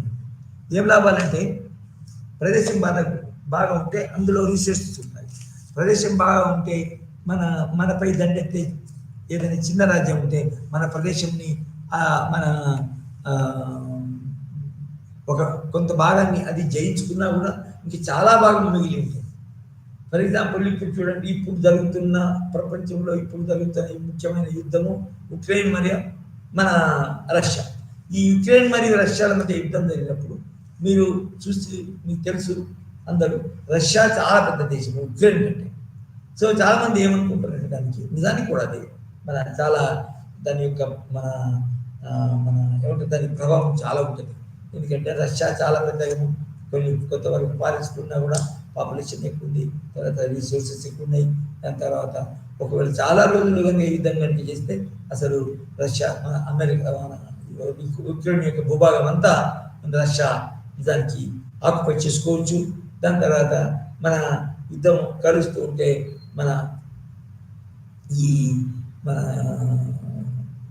మొత్తము ఉక్రెయిన్ రాజధాని లేకుండా దానికి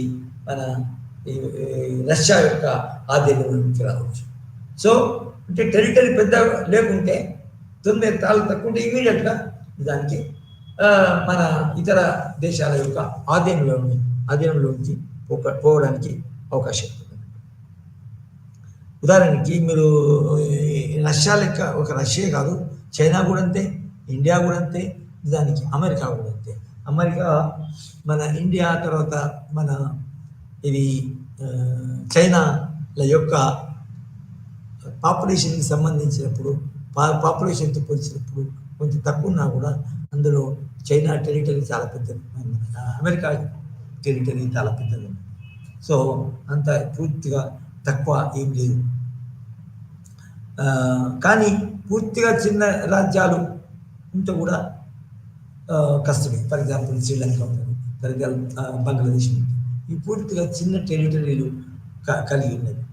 అయితే on the whole except example of Israel, ఒక ఇజ్రాయెల్ అటువంటి దేశాలు తప్ప దానికి బాగా మన పెద్ద భూభాగం జాగ్రత్త ఉంటే చాలా లాభదాయకంగా ఉంటుంది, చాలా సహాయకారిగా ఉంటుంది. ఇది జాగ్రత్త. ఇది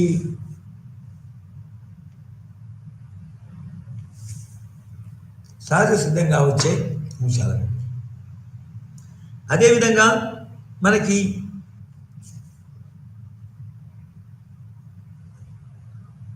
రెండవది చూసాం కదా, శాశ్వత అంశాలు అంటే న్యాచురల్ కెపాసిటీ, జాగ్రఫీ, పెద్ద భూభాగము, తర్వాత ఇంకా అనేకమైన ఈ శాశ్వత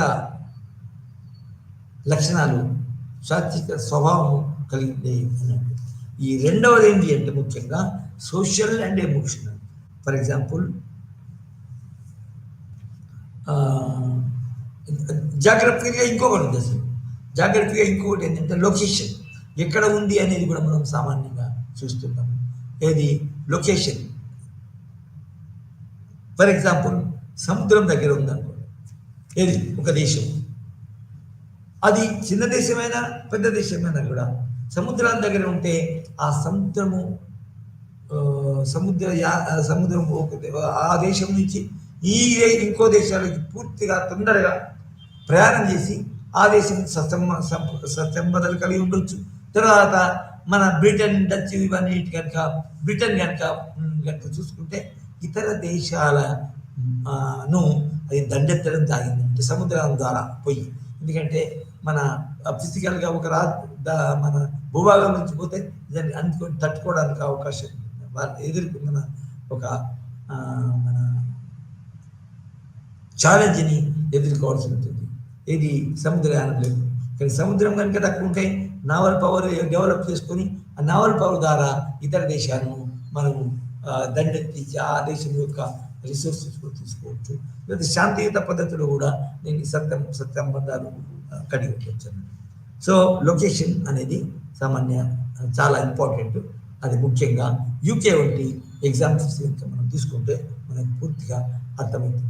యూకే సముద్రం దగ్గర ఉండి నిజానికి తమ యొక్క నావల్ పవర్ డెవలప్ చేసుకొని తద్వారా అనేక దేశాలపై నిజానికి మన ఇది నియంత్రణ సాధించింది. తర్వాత ఒక సామ్రాజ్యవాద దేశంగా మనగలిగింది.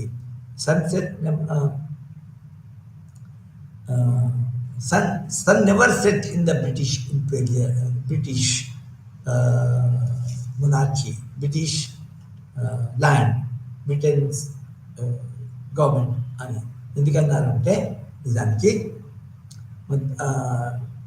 ఇంగ్లాండ్ చాలా చిన్నదైనా కూడా మొత్తం ప్రపంచం మీద తన యొక్క ప్రభావాన్ని నియంత్రణ సాధించింది. కాబట్టి అది ఎక్కడ పోయినా కూడా బ్రిటనే.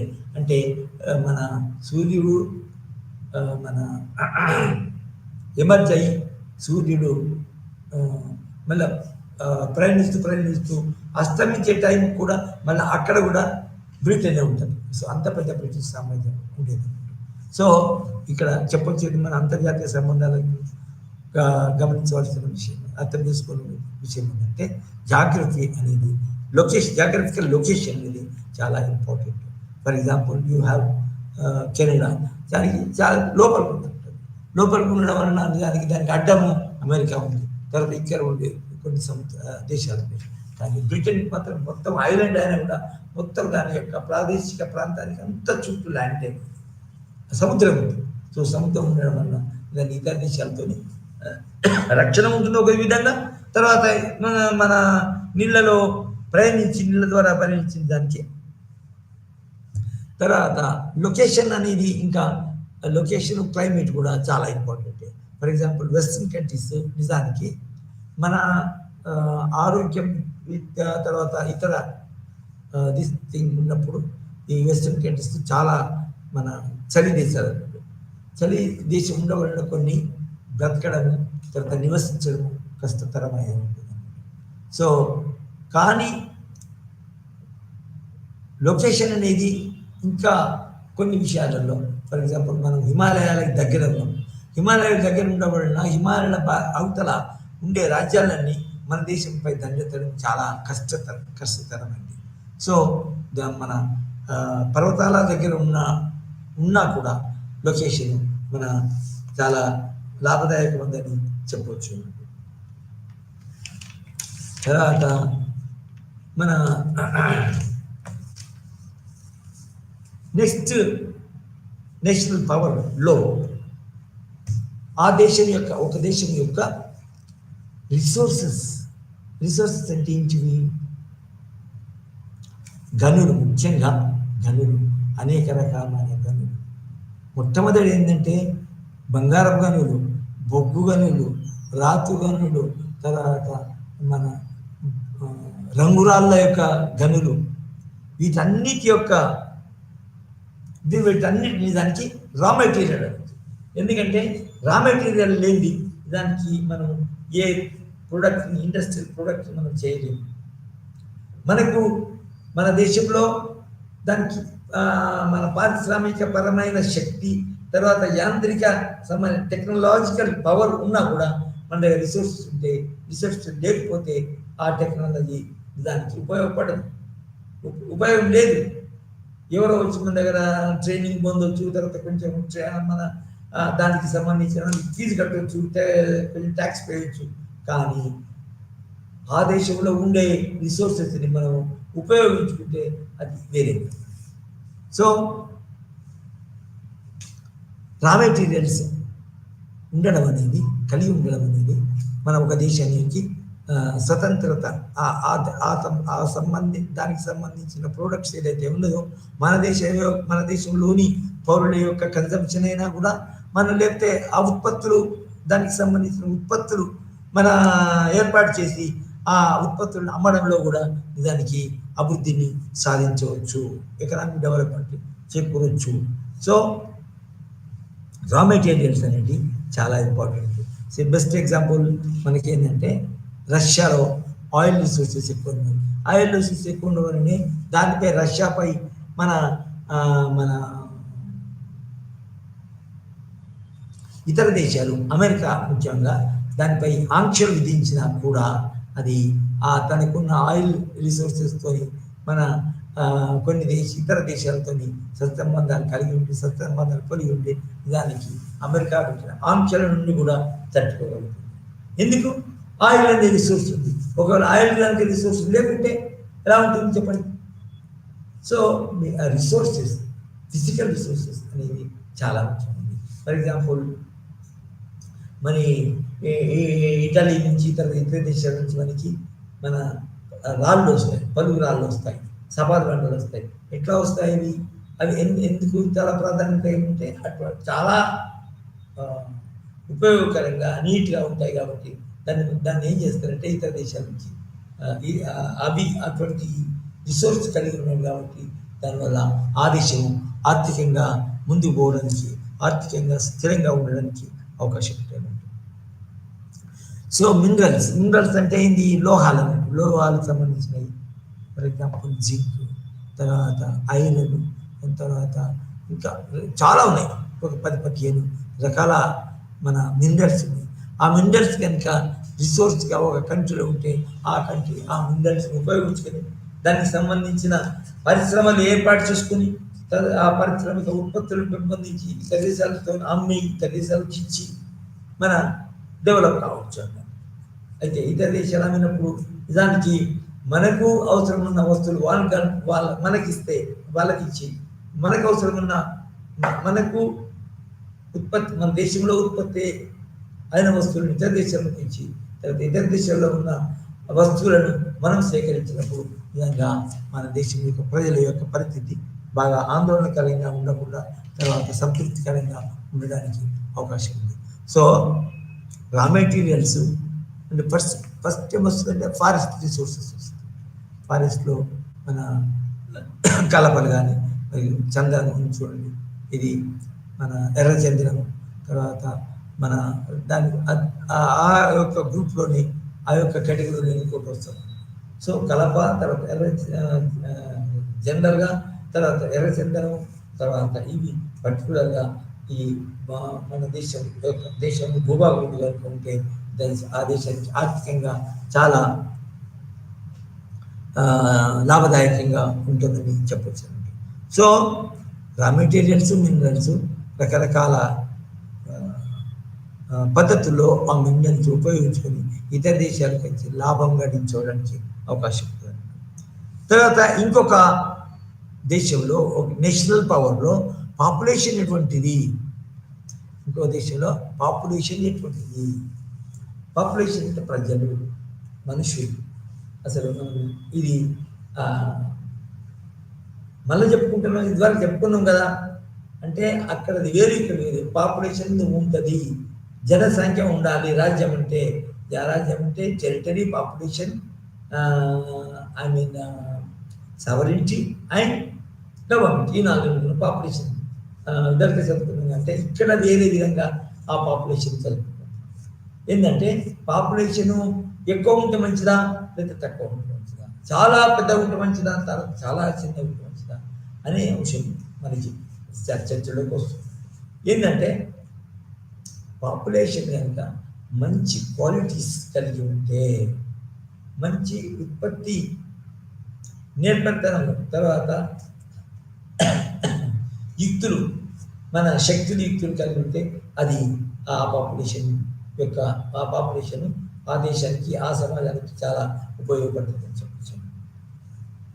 అదేవిధంగా పాపులేషన్ కనుక మన ప్రజలు హెల్తీగా, రోబస్ట్గా, బాడీని మంచి దృఢంగా కనుక ఉంటే ఫైటింగ్ కెపాసిటీ పెరుగుతుంది. తర్వాత ఇతర దేశస్తులతో ఎప్పుడైనా యుద్ధం వచ్చినప్పుడు ఆ ఇతర దేశస్తులను మనము దానికి ఓడించడానికి, మన అగ్రెషన్లో, మన దురాక్రమణలో ఓడించడానికి మన అవకాశం ఉంటుంది. సో పాపులేషను మన నేర్పరి తనము కలిగిన పాపులేషన్ కూడా మంచిది. స్కిల్ డెవలప్మెంట్, ఎందుకంటే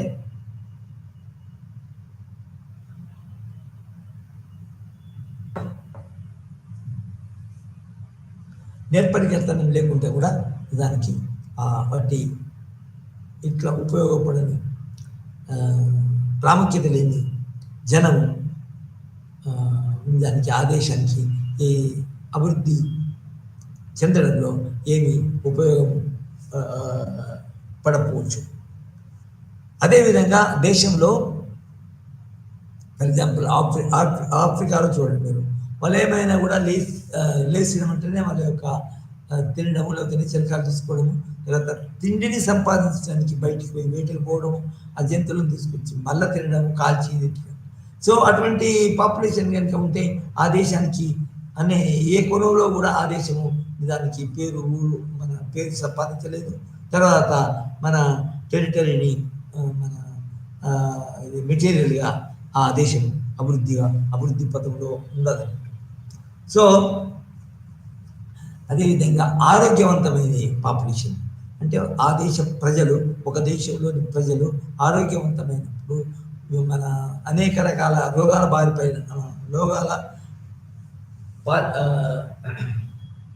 బారిన పడకుండా ఉండి తర్వాత ఆరోగ్యకరంగా ఉంటే కూడా అన్ని విధాలుగా ఆ దేశ ప్రజలకి, వేరే సమాజంలోని ఇతర ప్రజలకి, తర్వాత ప్రభుత్వానికి అన్ని ఉపయోగకరంగా ఉంటారు.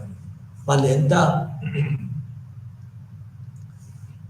తర్వాత రిసోర్సెస్ మినరల్స్, ఇప్పుడు ఉదాహరణకి ఒక దేశం మినరల్స్ అనేది ఇద్దరికి అనుకున్నాం, కానీ ఆ మినరల్కి సంబంధించిన మన టెక్నికల్ నోహా ఉంది, ఇండస్ట్రియలైజేషన్ ఉంది, కానీ ఆ resources లేవనుకోండి.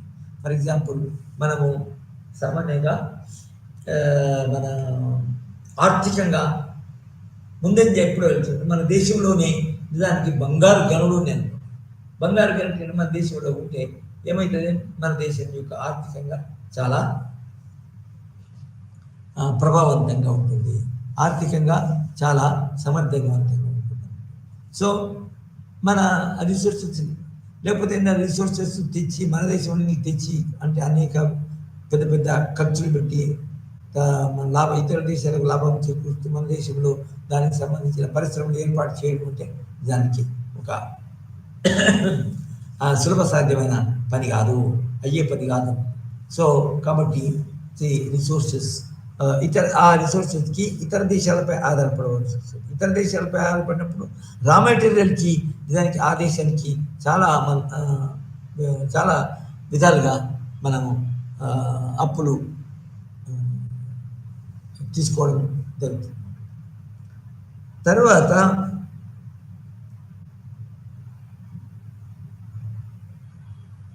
Economic development which includes financial development. Economic development which includes financial development. ఎందుకంటే ఎకనామిక్ డెవలప్మెంట్ ఉన్నప్పుడు మనం థియరిటికల్గా ఉంటుంది, ప్రాక్టికల్గా కాకుండా. ఎకనామిక్స్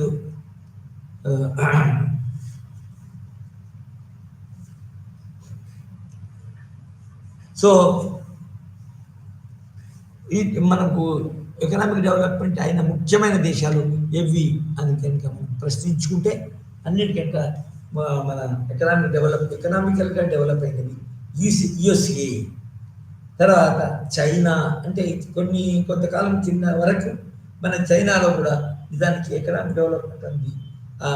మన సరిగా లేదు అనుకోవచ్చు.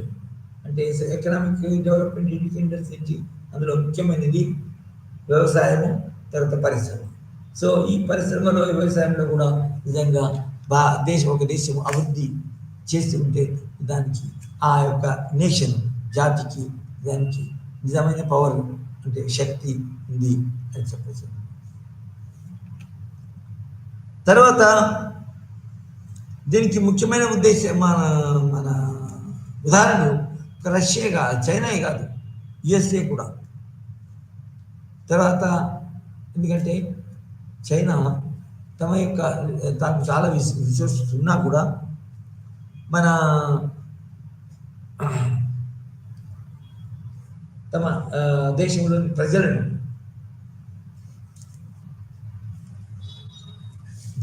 అవసరాలకు తీర్చేటట్టు, ఆర్థికంగా డెవలప్ అయ్యేటట్టు, ఇండస్ట్రియల్గా డెవలప్ అయ్యేటట్టు, వ్యవసాయ రంగం డెవలప్ అయ్యేటట్టు చేయడానికి ప్రయత్నించాలి. సో ఇది ఎకనామిక్ డెవలప్మెంట్ అనేది ఇంకొక జాతీయ ఎలిమెంట్ ఆఫ్ నేషనల్ పవర్ అని నిజంగా చెప్పచ్చు.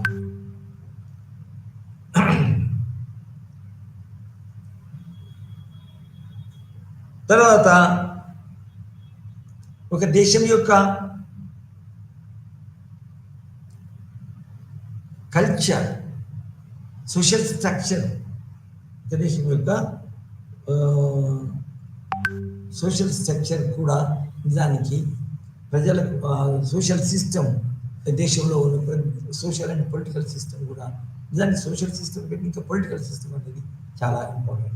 ఎందుకంటే ఒక దేశం అభివృద్ధి చెందాలంటే ఇప్పుడు మన ఆధునిక కాలంలో సోషల్ డెవలప్మెంట్ ఉన్నప్పుడు దానికి మన ఇతర రంగాల్లో దాని యొక్క ప్రభావం ఇతర రంగాల్లో మన ఉండడానికి అవకాశం. ఫర్ ఎగ్జాంపుల్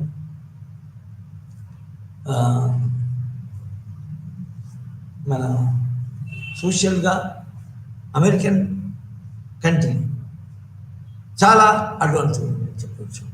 మన ఈ అనేక శాస్త్రజ్ఞులు, అనేక తాత్వికుల యొక్క ప్రభావంతో, సహకారంతో మన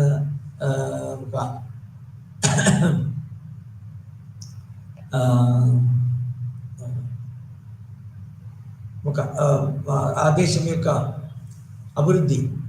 అభివృద్ధిదాయకమైన అభివృద్ధికి పాటుపడే మన ప్రజలు కనుక ఉంటే దానికి ఆ దేశానికి చాలా లాభదాయక, చాలా పేరు ప్రతిష్టలు కూడా రావడానికి అవకాశం ఉంది. తర్వాత ఇంకొక ముఖ్య లక్షణము నేషనల్ పవర్ను కంట్రోల్ చేసేది, నేషనల్ పవర్ని ప్రభావితం చేసేది. అది నిజానికి ఇండస్ట్రియల్ డెవలప్మెంట్. ఇండస్ట్రియల్ డెవలప్మెంట్ పారిశ్రామిక అభివృద్ధి. ఆధునిక పారిశ్రామిక అభివృద్ధి అనేది నిజానికి యూరోప్లో స్టార్ట్ అయింది. యూరోప్లో స్టార్ట్ అయిన తర్వాత యూరోపియన్ కంట్రీస్, యూరోపియన్ సామ్రాజ్యవాద దేశాల కింద ఉండే వలస రాజ్యాలు ఏవైతే ఉన్నాయో నిజానికి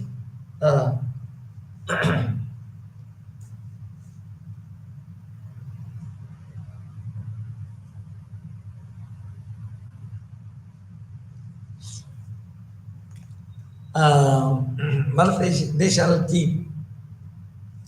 మన సహాయపడడానికి, ఇతర దేశాలపై నియంత్రణ కలిగి ఉండడానికి, ప్రాబల్యం కలిగి ఉండడానికి పారిశ్రామిక అభివృద్ధి అనేది తోడ్పడుతున్నట్టు.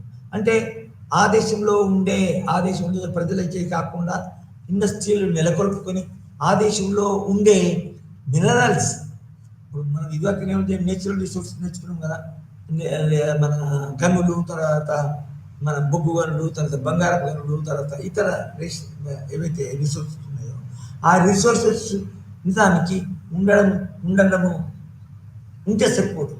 వాటిని ఉపయోగించుకోవడానికి ఇండస్ట్రీస్ స్థాపించాలి. అంటే ఫర్ ఎగ్జాంపుల్ బంగారం ఉందనుకోండి, బంగారం గనుడు ఉండదు. గనుడ రూపంలో ఉంటే ఏమవుతుంది, నిజానికి ఆ గనుడ రూపంలో ఉంటే మనం ఇతరులకి మన ఎగుమతి చేస్తే ఎంత డబ్బు రాదు. కానీ ఆ గనినే ఉపయోగించుకొని బంగారం బయటకు తీస్తే నిజానికి ఆ బంగారం మన తక్కువ క్వాంటిటీ అవుతుంది, తర్వాత ఇతరులకి డెలివరీ చేయడానికి ఈజీ అవుతుంది. దాని తర్వాత బంగారం అనేది పరిశ్రమ లేకుండా బంగారమే రాదు, ఉండదు. కాబట్టి బంగారు గనులు ఉంటే సరిపోదు, కానీ బంగారు గనులను గనులను రా మటీరియల్ రా దిస్ థింగ్ ఉపయోగించి బంగారం ప్రొడ్యూస్ చేసి ఇంకా నిజానికి బంగారు యొక్క నగలు కూడా ప్రొడ్యూస్ చేస్తే బాగుంటుంది. సో అది industrial sector, industrial development. So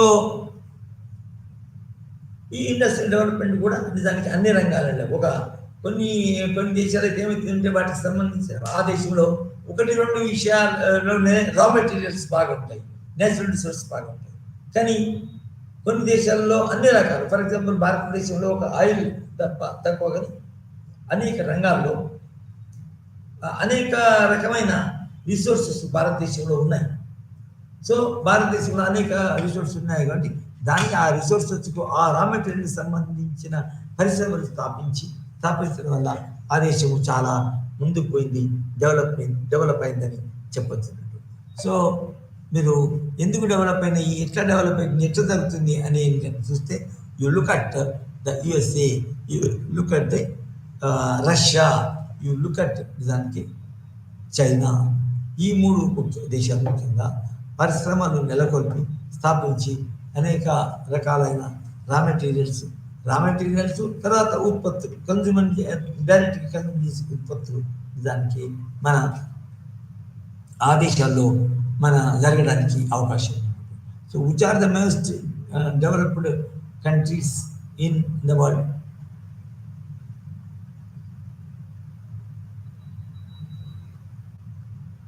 అవి ముఖ్యంగా ఇండస్ట్రియల్లీ డెవలప్డ్ కంట్రీస్ మన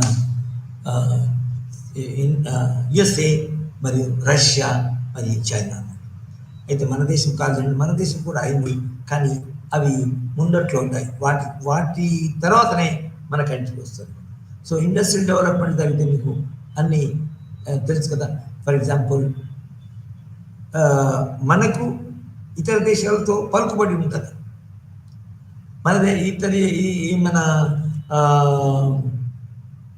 ఇతర దేశాలు మన మీద చిన్న చూపు చూసే ఉంటాయి. తర్వాత ఇతర దేశాలు నిజానికి కొన్నిసార్లు మన మీద ఆధారపడి ఉంటాయి. సో అది మన మీద ఆధారపడినప్పుడు నిజానికి ఇండస్ట్రియల్గా మనము వాళ్ళ నుంచి కూడా కొన్ని లాభాలు, కొన్ని సదుపాయాలు కూడా కోరడానికి అవకాశం ఉంది. So industrial development also means development of the weapons and devices which are used in war. Industrial development లేకపోతే నిజానికి ఇంత సామాగ్రి, ఆయుధాలు మ్యానుఫ్యాక్చర్ చేయడానికి అవకాశం ఉంటుంది. సో ఇండస్ట్రియల్ డెవలప్మెంట్ ఒక ప్రజల యొక్క కన్జ్యూమర్ యాక్టివిటీస్ కాకుండా ప్రజల యొక్క మన రక్షణ కొరకు మనం ఏదైతే దాడి ఉండాలో దానికి సంబంధించిన దానికి మన ఇండస్ట్రియల్ డెవలప్మెంట్ ఆయుధాలను ఉత్పత్తి చేయడానికి అవకాశం ఉంటుంది. సో ఇండస్ట్రియల్ డెవలప్మెంట్ ఉదాహరణకి బొగ్గు గనుల ద్వారా అని చాలా డబ్బు సంపాదించి దానికి ధనిక దేశంగా మన దేశాన్ని పారిశ్రమలు. అదేవిధంగా ఇండస్ట్రియల్ డెవలప్మెంట్ నిజాన్ని అయితే మనం గమనించవలసింది ఏంటంటే నిజానికి మనము ఒకరి దేశం కింద లొంగిపోయి ఉండడము, ఓడిపోయి ఉండడానికి కారణం ఏంటి అంటే ఇండైరెక్ట్గానో డైరెక్ట్గానో ఇండస్ట్రియల్ డెవలప్మెంట్. ఫర్ ఎగ్జాంపుల్ ఇండస్ట్రీలో మన అనేక రంగాల్లో అనేక రకమైన ఇండస్ట్రీస్లో డెవలప్ అయ్యి తర్వాత రక్షణ రంగంలో టెక్నాలజీ చాలా ఉపయోగించేసి చాలా తక్కువ సమయంలో తక్కువ ఖర్చుతో నిజానికి ఆయుధాలను సంపాదించి నిజానికి అవి ఉండడం వల్లనే మనది ఇతర దేశాలపై పట్టును సాధించి ఇతర దేశాలపై నియంత్రణ సాధించి ఇతర దేశాల యొక్క టెరిటరీస్ని, ఇతర దేశాల యొక్క వనరులని, రిసోర్సెస్ని తమ ఆధీనంలో తెచ్చుకోగలిగినది. లేకపోతే industrial development was the reason for example మనము ఈ ఇండస్ట్రియల్ డెవలప్మెంట్ ముఖ్యంగా కావలసినవి ఏంటి అంటే ఆయుధాలను సంబంధించి ఆయుధాలను మ్యానుఫ్యాక్చర్ చేయడం, కొత్త కొత్త ఆయుధాలను మ్యానుఫ్యాక్చర్ చేయడం. ఇప్పుడు దానివల్ల మన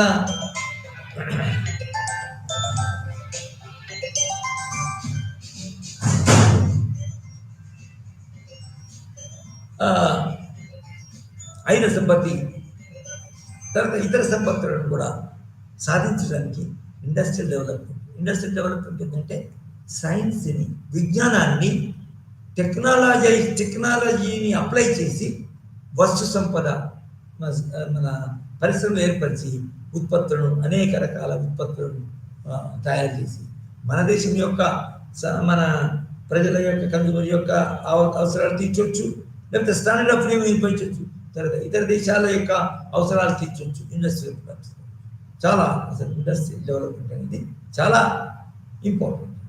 అదే ముఖ్యంగా ఆయుధ రంగాల్లో చాలా కీలక పాత్ర వహిస్తుంది. లేకపోతే మనం ఇండస్ట్రీస్లో మన కర్మాగారాలలో, ఆయుధ కర్మాగారాలలో ముందు వెనకపోతే దానికి ఇతర దేశాలు మనపై మన ఏమంటుంది దాన్ని దండెత్తవచ్చు. లేకపోతే ఇతర దేశాలు మనం ఎప్పటికీ వీకున్నావు, నువ్వు ఇండస్ట్రీ మందులు లేవు మిమ్మల్ని దురాక్రమించుకోవడం ద్వారా మీరు వీకున్నారు అని బెదిరించడం జరుగుతుంది. సో ఇండస్ట్రియల్ డెవలప్మెంట్ అనేది చాలా ముఖ్యమైన విషయం. సో ఫర్ ఎగ్జాంపుల్ ఇండస్ట్రీలో మన రోబోట్స్ ప్రొడక్షన్లో కొత్త అంశము, కొత్త రకమైన టెక్నాలజీ, సైన్స్ తర్వాత టెక్నాలజీ. ఇప్పుడు మన కొన్ని విషయాలలో మనము మానవులు చేరలేని, మానవులకి సాధ్యం కానిది, లేకపోతే మానవులకు దుస్సాధ్యమైంది దాన్ని ఆర్టిఫిషియల్ ఇంటెలిజెన్స్ కలిగి ఉన్న రోబోట్స్ను, మరమనుషులను దానికి ఉత్పత్తి చేసి దానికి ఇండస్ట్రియల్ డెవలప్మెంట్ ద్వారానే అది సాధ్యం. అంటే రోబోట్ ఇండస్ట్రీ అనేది సాధ్యమైంది. రోబోట్కి కావాల్సిన జ్ఞానం ఏది, శాస్త్రం ఏది, ఆర్టిఫిషియల్. దాన్ని టెక్నాలజీ అప్లై చేసి దాన్ని టెక్నాలజీ వచ్చేసి అదేవిధంగా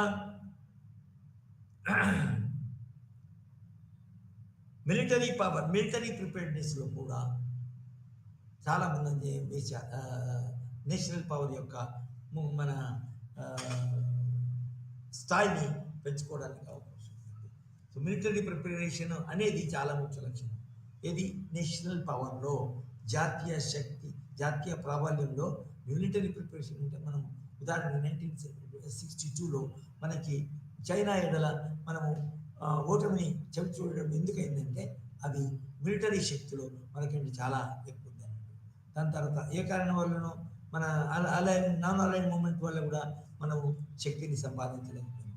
కానీ military preparedness is also important for your national power. అంటే సరి అయిన నేషనల్ పవర్, చెప్పుకోదగ్గ నేషనల్. తర్వాత ఇంకా ముఖ్యమైనది ఏంటి అంటే ఐడియాలజీ. అంటే మన దేశానికి ఒక మంచి ఐడియాలజీ ఉండాలా, మన సరి అయిన ఐడియాలజీ ఉండాలా, సిద్ధాంతం ఉండాలా. సిద్ధాంతం లేకపోతే ఏంటంటే వాటిని వేగ్గా ఉండడానికి ఉంటే ఏం లాభం లేదు. అంతేకాకుండా మన దేశానికి అనేక ఇంకొక ముఖ్యమైన ఏంటంటే నాయకత్వం. సో నేషనల్ పవర్ అనేది చాలా మన ఇంప్రెసివ్గా ఉండాలంటే, నేషనల్ పవర్ అనేది ఉపయోగకరంగా ఉండాలంటే, నేషనల్ పవర్ అనేది మన ప్రజలకు ప్రజల యొక్క స్టాండర్డ్, ప్రజల యొక్క మోరల్ ఉపయోగించుకోవాలంటే ఈ అంశాలన్నీ నిజానికి అందులో ఉండాలి. అప్పుడే నేషనల్ పవర్ అనేది మనం బాగుంది అనేది చెప్పుకోవడానికి అవకాశం ఉంది. సో ఇంతటితో ఈ యొక్క లెక్చర్ ముగుస్తుంది. Thank you.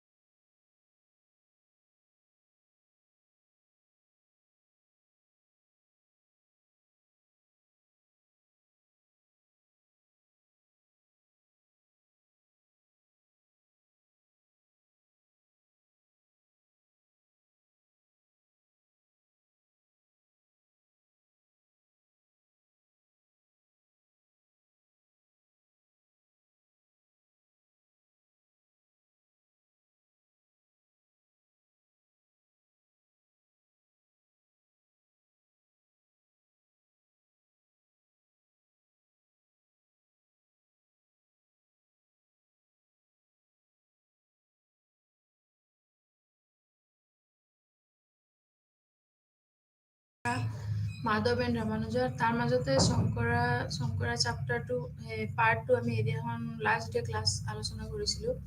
তো আজি এইটোৰ আমি মাধৱ যিটো হয় এইটো আলোচনা কৰিম, মাধৱৰ পাৰ্টটো। চ' মাধৱটো কি কৈছিলে, তেওঁ এজন মধ্যপ্ৰদেশৰ ভট্ট আৰু বাদাৱতী তাতে তেওঁৰ জন্মগ্ৰহণ কৰিছিলে। আৰু যেতিয়া তেওঁৰ য়ং এজ তেতিয়াই তেওঁ কি কৰিছিলে, অচ্যুত প্ৰজ্ঞ এইবিলাক যিবিলাক সময়ৰ লগত উডুপি এটা পাৰ্ট এইবিলাকৰ লগত তেওঁ ৰিলেটেড হৈ আছিলে। আৰু ইণ্ডিয়ান ফিলচফিৰ যিবিলাক কালচাৰ আছিলে তাৰ মাজত তেওঁৰ এটা অৱদান আছে, যি তেওঁ মাধ্যকাৰা যে তেওঁৰ পপুলাৰলি নৌন আছিলে মাধ্যকাৰাৰ মাধৱকাৰাৰ কাৰ্যৰ লগতে। আৰু তেওঁ নিজকে মানে বহুত কিবা বস্তু প্ৰস্থান ন্যায় এইবিলাকৰ বিষয়ে বহুত তেওঁ লিখিছিলে। প্লাছ সৎকাৰ্য এইবিলাকৰ ওপৰতেও তেওঁ বহুত কিবা লিখিছিলে। তাৰপিছত প্ৰমাণ লক্ষ্মণ, তত্ত্ব বিবেক, তাৰপিছত বিষ্ণুপত্ৰ এটচেট্ৰা এইবিলাক বিষয়ত তেওঁ বহুত ইণ্ডিয়ান ফিলচফিৰ ওপৰতে বহুত তেওঁ ডিছকাছ কৰিছিলে এবাউট। চ' এইটো চেপ্টাৰত ইউনিটত মেইনলি আছিলে কি শংকৰাচাৰ্যৰ মানে তেওঁৰ ইন্ট্ৰডাকশ্যনটো আছিলে। তাৰপিছত জ্ঞান বিজ্ঞান, আধ্যাত্মিক শ্ৰেণী মুক্তি, ছেইম মাধৱৰ পাৰ্টতো আছিলে জ্ঞান বিজ্ঞান, আধ্যাত্মিক শ্ৰেণী মুক্তি। আৰু তাৰপিছত আমি নেক্সট ডে ৰামানুজৰ পাৰ্টখিনি আলোচনা কৰিম। চ' এইটো ষ্ট্ৰাকচাৰৰ মতে গ'লে আজি আমি মাজত যিটো আছিলে মাধৱ জ্ঞান বিজ্ঞান আৰু আধ্যাত্মিক শ্ৰেণী এপিষ্টমলজিৰ জ্ঞান বিজ্ঞান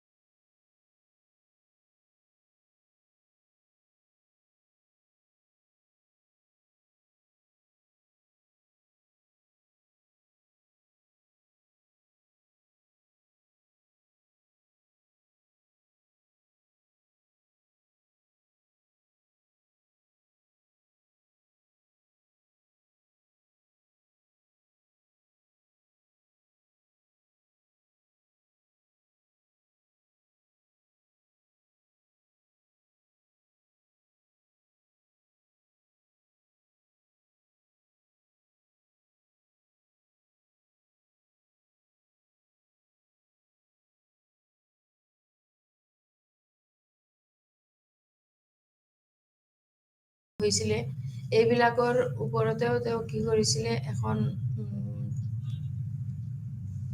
তপস্বী হৈ পেলাইও যি অচ্যুত প্ৰজ্ঞা আছিলে এইটোৰ ওপৰত তেওঁ এইটোৰ পৰা বিৰত কৰিবলৈ মঠৰ দীক্ষা বাছি লৈছিলে। চ' গুৰু অচ্যুত প্ৰজ্ঞাই ভিক্ষা জীৱনত দীক্ষা লোৱাৰ সময়ত বাসুদেৱৰ নাম সলনি কৰি পূৰ্ণ প্ৰজ্ঞা নাম দিছিলে। সেইটো সময়তে কি হৈছিলে, প্ৰজ্ঞাই এই জীৱনতে যেতিয়া দীক্ষা লৈ আছিলে তেতিয়াই তেওঁ কি কৈছিলে, বাসুদেৱৰ নাম সলনি কৰি তেওঁ পূৰ্ণ প্ৰজ্ঞা নাম দিছিলে। বাসুদেৱ তেওঁৰ নামটো সলনি কৰি কি কৰিছিলে, পূৰ্ণ পূৰ্ণপ্ৰজ্ঞা নাম দিছিলে। চ' তাৰপিছতে আমি ইপিষ্টমলজিৰ পাৰ্ট 2ত পাম দাবিতা ফিলচফিৰ লগত এইটো বিষ্ণুৰ যি ৰিলেশ্যন আছিলে, বিষ্ণুৰ যি আলোচনা কৰা হৈছিলে, এইটোৰ বিষয়ে সেইটো সময়ত মেক্সিমাম যিবিলাক স্ক্ৰিপচাৰ্ছ আছিলে, এইবিলাক কি হৈছিলে, ইম্পৰ্ট হৈছিলে এই ইণ্ডিয়ান ফিলচফিৰ চিন হিচাপত। চ' গোটেই ৱাৰ্ডবোৰে কি আছিলে, স্ক্ৰিপচাৰ্ছৰ প্ৰাইমাৰিকেলি চিগনিফাই কৰিছিলে বাসুদ, আৰু ছেকেণ্ডলি ইণ্ডিকেটছ দ্য অবজেক্টকো কৰিছিলে। আৰু বিষ্ণুক কি কৰা হৈছিলে, বিষ্ণু যি হিন্দু ধৰ্মতে বিষ্ণু এজন দেৱতা হয়, আৰু সেইটোৰ মতে কি কৰিছিলে, তেওঁ বিষ্ণুকো কি কৰা হৈছিলে, তেতিয়া ৱৰ্ল্ড অফ এইটোৰ মানে বণ্ডেজৰ ৰিয়েলিটিটো তেওঁক দিয়া হৈছিলে বিষ্ণুকে। চ' দ্বৈত দৰ্শনত যি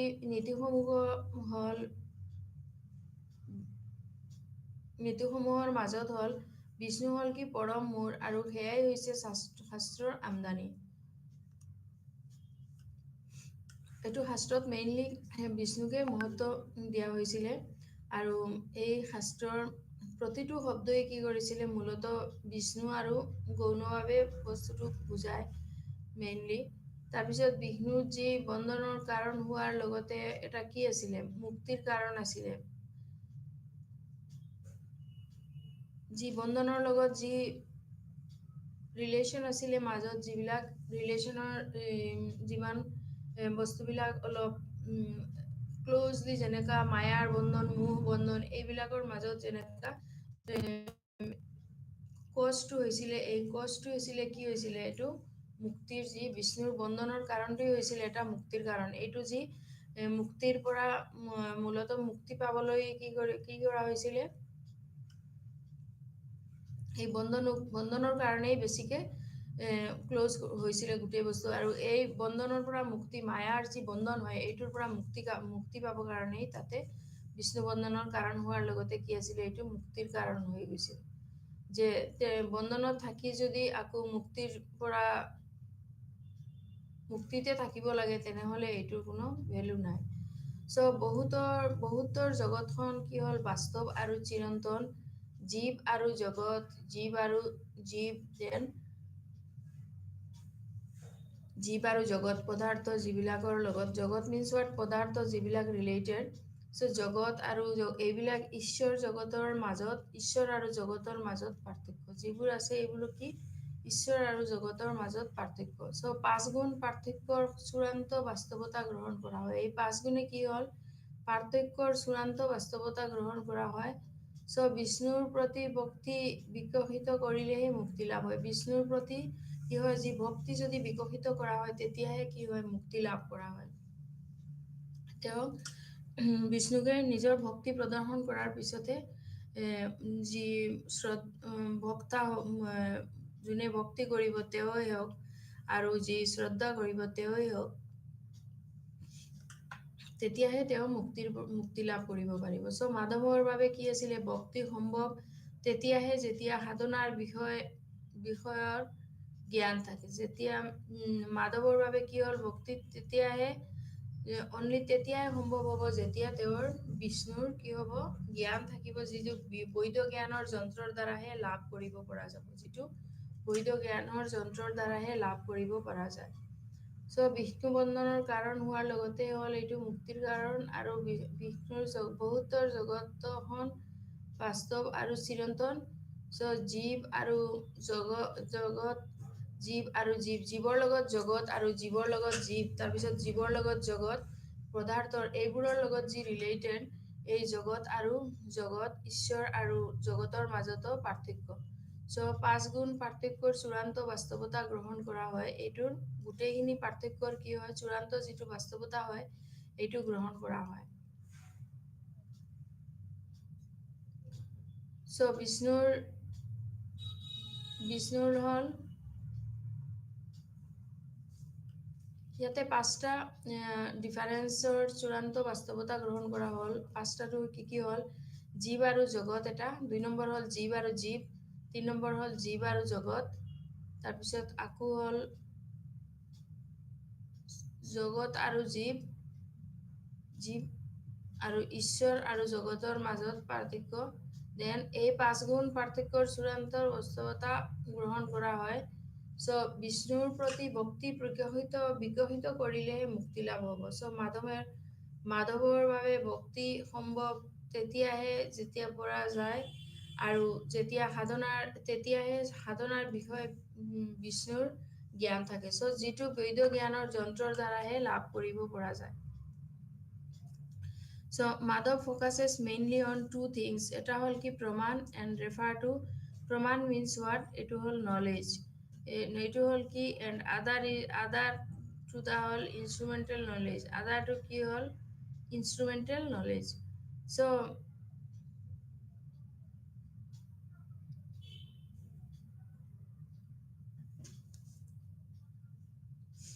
So he therefore distinguishes to by introducing to মাজত যি term আছে কেৱল প্ৰমাণ বা অনুপ্ৰমাণ কেৱল প্ৰমাণ applies to the meaning of knowledge and অনুপ্ৰমাণ is the term used for knowledge অনুপ্ৰমাণত কি হয় term use কৰা হয় যিটো knowledgeৰ জৰিয়তে knowledgeৰ লগত related and কেৱল প্ৰমাণ applies হয় meaning of knowledgeৰ লগত related এটা হল কি meaningৰ লগত related আৰু এইটো হল কি used for means of knowledges এটা হল knowledge কিমান আছে এইটোৰ কাৰণে এইটোৰ লগত ৰিলেটেড মাধৱে মেইনলি এইখিনিতে ফোকাস কৰিছিলে সো দ্বৈত বিদ্যালয়ৰ জ্ঞানতাত্ত্বিক নিৰ্মাণত বাস্তৱসম্মত দৃষ্টিভংগী আছে যতে বস্তুৰ অস্তিত্বক জ্ঞানৰ পৰা পৃথক বুলি ধাৰণা কৰে দ্বৈতৰ মতে বস্তুবোৰ বাস্তৱতা যিদৰে সেইদৰেই থাকে জ্ঞাত হোক বা নহওক আৰু জ্ঞাত হ'বলৈ হলে বস্তু এটা বিশেষ বৈশিষ্ট্যযুক্ত হ'বই লাগিব সো দ্বৈততাই মানে কি দ্বৈততাই বৈশিষ্ট্যহীন বস্তুৰ সম্ভাৱনা উলাই কৰে সো বস্তুৰ বৈশিষ্ট্য জ্ঞানৰ ৰূপ নিৰ্ধাৰণ কৰে আৰু সেয়েহে দ্বৈততাই বিষয় জ্ঞান নহয় সো বস্তুনিষ্ঠতাৰ পোষকতা কৰে মাধৱে প্ৰমাণ আৰু শব্দৰ দুটা অৰ্থত ওপৰত গুৰুত্ব আৰোপ কৰে আৰু এটাই জ্ঞানক তেনেকা আৰু আনটোৱে জ্ঞানৰ যন্ত্ৰক বুজায় এটা জ্ঞানক তেনেকৈ আৰু আনটোৱে জ্ঞানৰ যন্ত্ৰক বুজায় তেওঁ সেয়েহে কেৱল প্ৰমাণ আৰু অনুপ্ৰাণ শব্দৰ প্ৰতিৱৰ্তন কৰি দুয়োকে পৃথক কৰে সো জ্ঞানৰ অৰ্থৰ ক্ষেত্ৰত হল কেৱল প্ৰণাম দেন প্ৰযোজ্য হলেও অনুপ্ৰমাণ হৈছে জ্ঞানৰ মাধ্যমৰ বাবে ব্যৱহৃত শব্দ সো ইয়াতে যে দ্বৈততাই বৈশিষ্ট্যহীন বস্তুৰ সম্ভাৱনা উলাইছিলে এইটোৰ বস্তুৰ বৈশিষ্ট্যই জ্ঞানৰ ৰূপ নিৰ্ধাৰণ কৰিব পাৰে আৰু সেয়ে দ্বৈততাই কি কৰিব দুটা নীতিয়ে বস্তুনিষ্ঠ জ্ঞানো নহয় আৰু বস্তুনিষ্ঠতাৰ পোষকতা কৰে সো মাধৱে প্ৰমাণ শব্দৰ দুটা অৰ্থত উপৰোক্ত গুৰুত্ব আৰোপ কৰিছে এটা হল জ্ঞানক তেনেকৈ ভাবে আৰু আনটোৱে জ্ঞানৰ যন্ত্ৰক বুজায় তেওঁ সেইটো কাৰণেই কেৱল প্ৰমাণ আৰু অনুপ্ৰমাণ শব্দটোৰ প্ৰতি নিয়ত তেওঁ বুজাইছিলে সো বস্তুনিষ্ঠতাৰ যি মাধৱে প্ৰমাণ শব্দটোৰ দুটা অৰ্থৰ ওপৰত গুৰুত্ব কৰিছে এটা হল কি জ্ঞানক তেনেকৈ এটা হল নলেজৰ ওপৰত ডিপেন্ডেন্ট আৰু এটা হল কি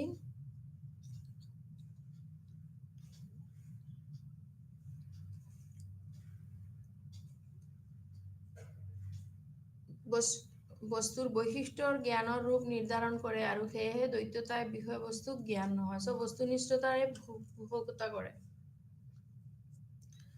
তাৰপিছত এতিয়া কিছুমান বস্তু যেনেকা দুটা এটা হল কি ভাগ আমি পালো কেৱল প্ৰমাণ applies to the meaning of knowledge and অনুপ্ৰমাণ is the term used for the knowledge of knowledge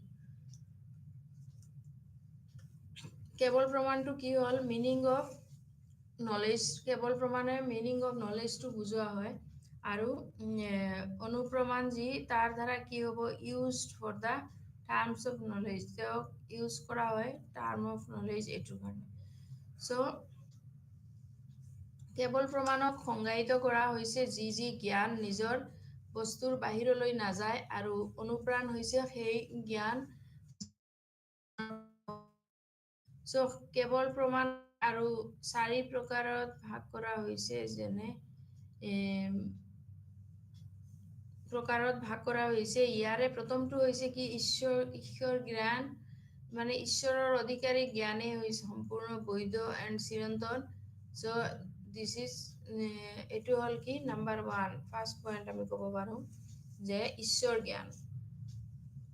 জ্ঞানেই সম্পূৰ্ণ বৈধ আৰু চিৰন্তন এই জ্ঞান আখৰৰ ৰূপ বা পৃথক নহয় আৰু ঈশ্বৰৰ অপ্ৰকাশিত আৰু প্ৰকাশিত দুয়োটাই ৰূপৰ জ্ঞান আছে চ' ইয়াক স্বৰূপ জ্ঞান বুলিও জনা যায় তাক কি বুলি কোৱা হয় স্বৰূপ জ্ঞান বুলিও জনা যায়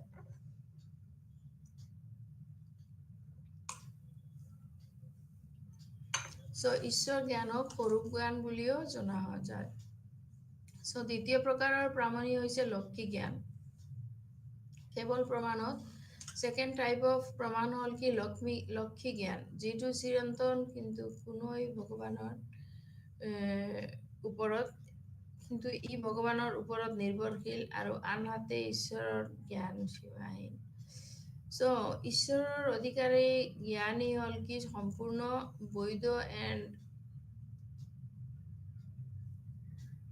সম্পূৰ্ণ বৈধ এণ্ড চিৰন্তন আৰু এই জ্ঞান আখৰৰ ৰূপে হ'ল কি পৃথক নহয় মূলৰ পৰাই পৃথক নহয় সেইটো কাৰণেই তাক স্বৰূপ জ্ঞান বুলি জনা যায় আৰু চেম অপ্ৰকাশিত আৰু প্ৰকাশিত দুয়োটাই ৰূপৰ জ্ঞান আছে দুটাৰে কি হয় ৰূপৰ জ্ঞান আছে প্ৰকাশিত আৰু অপ্ৰকাশিত চ' ইয়াক স্বৰূপ জ্ঞান বুলি জনা যায় দ্বিতীয় প্ৰকাৰৰ প্ৰমাণী হৈছে লক্ষী জ্ঞান যিটো চিৰন্তন কিন্তু ই ভগৱানৰ ওপৰতে নিৰ্ভৰশীল আনহাতে ঈশ্বৰৰ জ্ঞান স্বাধীন এতিয়া ঈশ্বৰৰ ওপৰত যদি আমি কিবা জ্ঞানৰ ডিছকাছ কৰোঁ তেখেতৰ মনত কি হ'ব জ্ঞানটো স্বাধীন হ'ব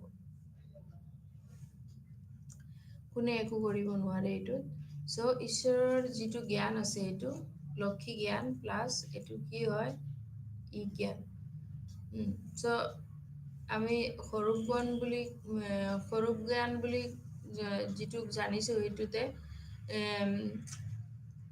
এটাৰ পৰা আৰু এটা কি হ'ব ঈশ্বৰৰ এই জ্ঞান ঈশ্বৰৰ ৰূপৰ পৰা পৃথক নহয় এইটো চ' আৰু ঈশ্বৰৰ অপ্ৰকাশিত আৰু প্ৰকাশিত দুয়োটি ৰূপৰ জ্ঞান আছে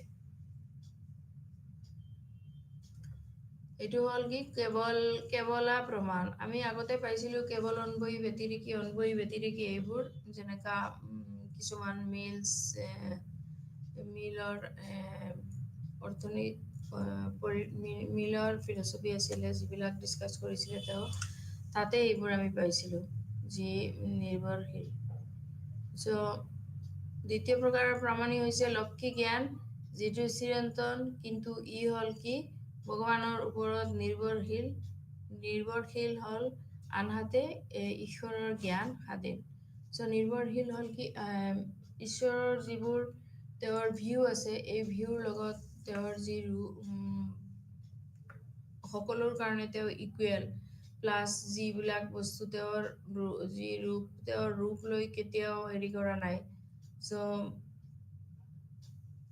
ঈশ্বৰ কি হয় চাইলেণ্ট হৈ পেলাই জাষ্ট তেওঁৰ অপ্ৰকাশিত আৰু প্ৰকাশিত দুয়োটাৰ ৰূপৰে কি আছে জ্ঞান আছে আমি জ্ঞান বিদ্যাত অলৰেডি পালোঁ চ' কেৱল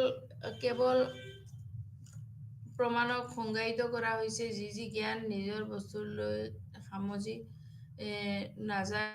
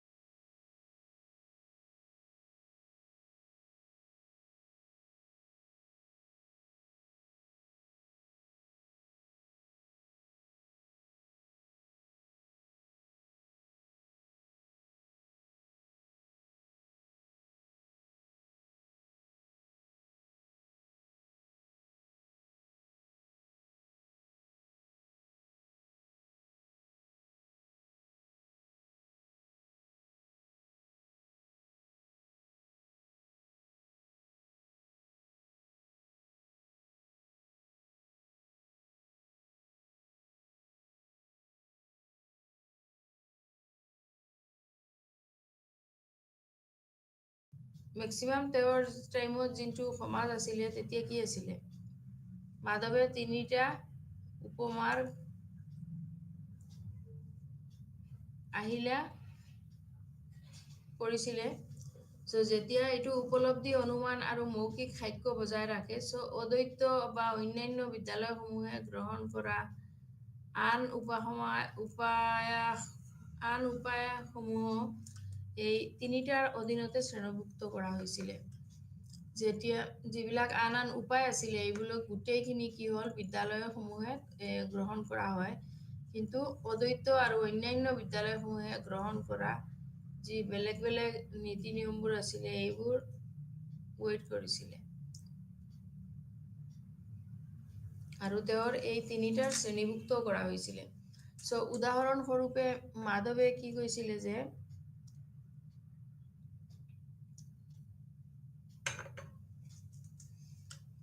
উদাহৰণস্বৰূপে মাধৱে কয় যে উপমাৰ ক্ষেত্ৰত উপলব্ধি আৰু অনুমান দুয়োটা ব্যৱহাৰ কৰা হয় আৰু যিহেতু তুলনামূলক জ্ঞান এই দুটা উপায়েৰে লাভ হয় উপমান আৰু অনুমান দুয়োটা ভেক্টৰে ব্যৱহাৰ কৰা হয় কিন্তু যেহেতু তুলনামূলক জ্ঞানটো এই দুটা উপায়েৰে ভাগ কৰা হয় তেতিয়া এটা আশংকাৰ নিচিনা উপলব্ধি হয় আৰু অনুমান বা মৌখিক সাক্ষ্যৰ পৰাও জনা যায় বুলি এইটো কোৱা হয় চ' এইদৰে মাধৱে নিজৰ জ্ঞানৰ মাধ্যমত কেইটামানক ইম্পৰ্টেণ্ট 3টাতে সীমাবদ্ধ কৰি ৰাখিছিল চ' মাধৱে তাৰ এই অদ্বৈত বা অন্যান্য উপায়সমূহ উদাহৰণস্বৰূপে মাধৱে কয় যে উপমান ক্ষেত্ৰত উপলব্ধি আৰু অনুমান দুয়োটা ক্ষেত্ৰতে ব্যৱহাৰ কৰা হয় এতিয়া উদাহৰণ অনুমান সাপোজ ইয়াৰ পৰা আমি পাহাৰত চাই ক'ব পাৰো যে পাহাৰত জুই জ্বলি আছে বাট ইমান দূৰৰ পৰা আমি জুই কেনেকা দেখা পাম জুই দেখা নাপাম ইমান দূৰত চ' ধোঁৱাটো দেখা পাব পাৰো চ' এই উপমাৰ অনুমানৰ মাজত এইটো আমি বনাই ক'ব পাৰো যে অনুমানৰ এটা এক্সাম্পল হ'ব কি পাহাৰত ধোঁৱা ওলাই আছে that means what পাহাৰতে জুই জ্বলি আছে so because we have that knowledge about fire so we can put it cleanly that আমি এইটো বস্তু ভালকে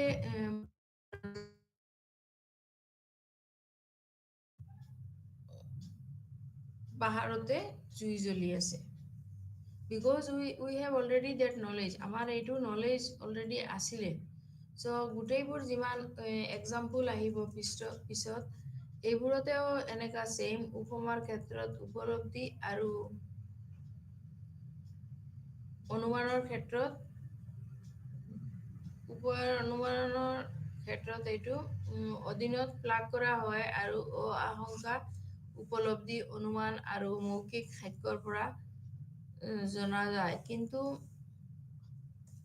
যায় বুলিও কোৱা হয় এইদৰে মাধৱে নিজৰ জ্ঞানৰ মাধ্যমক 3টাতে সীমাবদ্ধ কৰি ৰাখিছিলে চ' এইকেইটা আছিলে কি মাধৱৰ কেৱল অন্বয় এণ্ড অনুমান এই দুটা হ'ল মাধৱৰ মেইনলি পাৰ্ট চ' উদাহৰণস্বৰূপে বিজ্ঞান আৰু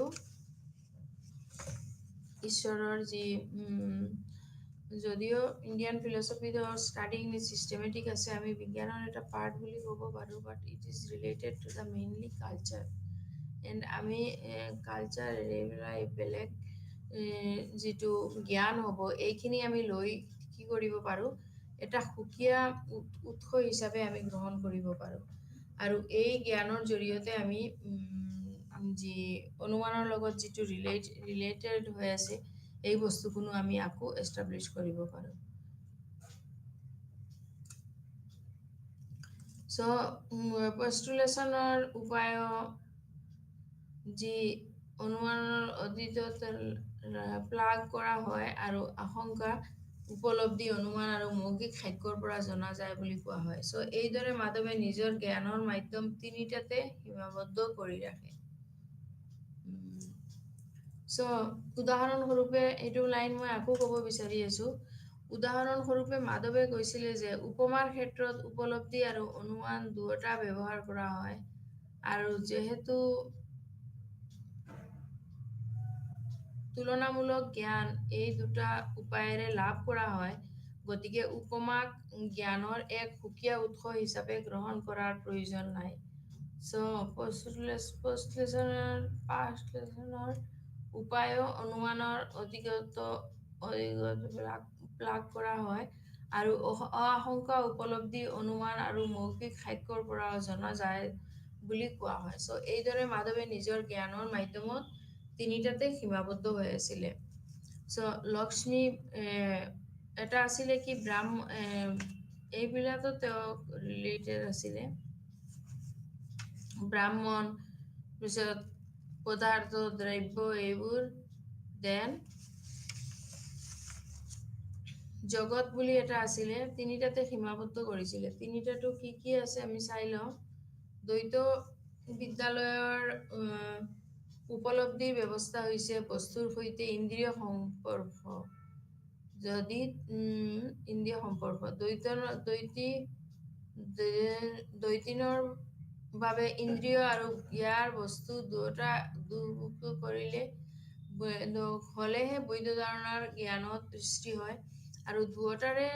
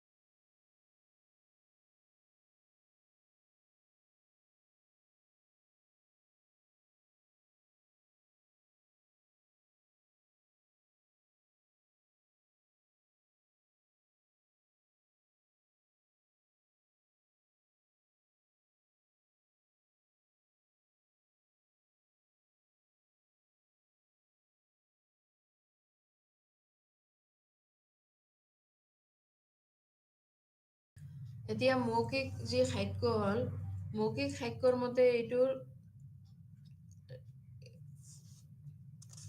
পাৰ্টবিলাক কি কি আছিলে ইয়াতে।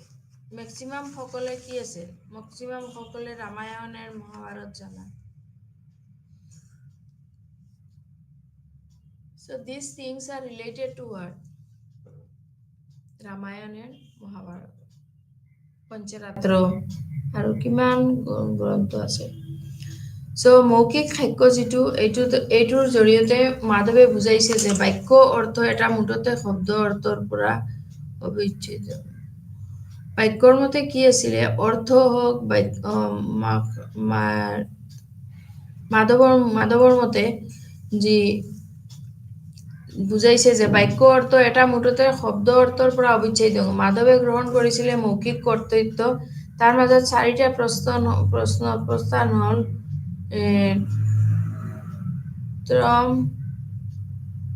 ৰামায়ণ, তাৰপিছত মহাভাৰত, তাৰপিছত পঞ্চৰাত্ৰ, আগম আৰু বিভিন্ন পুৰাণৰ বাহিৰেও চাৰিটা কাৰণ, সেইবোৰ অবিৰোধী। চ' মাধৱে শাস্ত্ৰত দ্বৈততাৰ বক্তব্যক প্ৰধান গ্ৰন্থ দিয়ে, আৰু তেওঁ অভিনেত্ৰী আৰু আশংকা, তেওঁ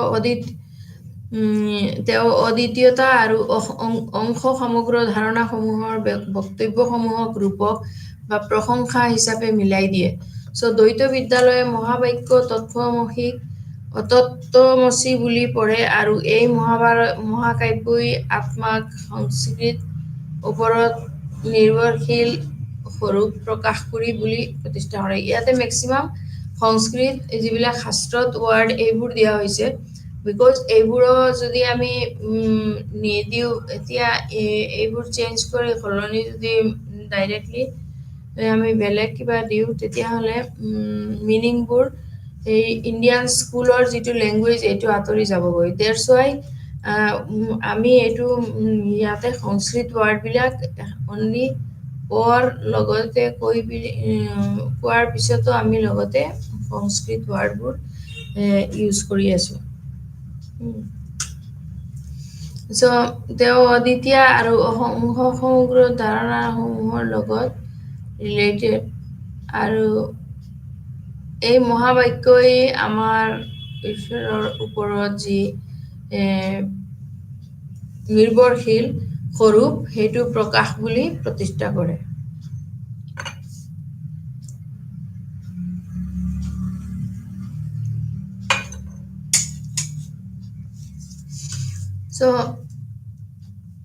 তাৰপিছত জগতৰ লগত মাধৱে বুজাইছিলে এইখিনি ঈশ্বৰৰ লগত তেওঁৰ। আধ্যাত্মিক শ্ৰেণীসমূহৰ মাজত কি বস্তু আছিলে? আধ্যাত্মিকতাই বস্তুৰ যি নিৰ্ধাৰণ কৰি আছে বা যি বাস্তৱত বিদুৰ্শী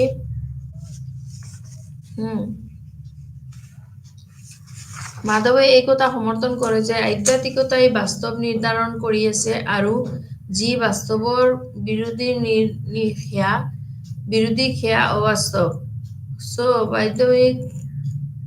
আধ্যাত্মিক কামটো হ'ল কি বাস্তৱ আৰু অবাস্তৱ পৃথক কৰা মেইন ৱাৰ্ক। আৰু মাধৱে গ্ৰহণ কৰা বাস্তৱক যি মাপকাঠি হ'ল এইটো হ'ল বৈধ জ্ঞান, স্থান আৰু সময়ৰ প্ৰতি সম্পৰ্ক আৰু ব্যৱহাৰিক দক্ষতা। এই মাপকাঠিসমূহ প্ৰয়োগৰ ফলত বহুত্ববাদী বাস্তৱবাদী এণ্ড আধ্যাত্মিকতাবাদৰ সৃষ্টি হয়। দ্বৈতৰ বাবে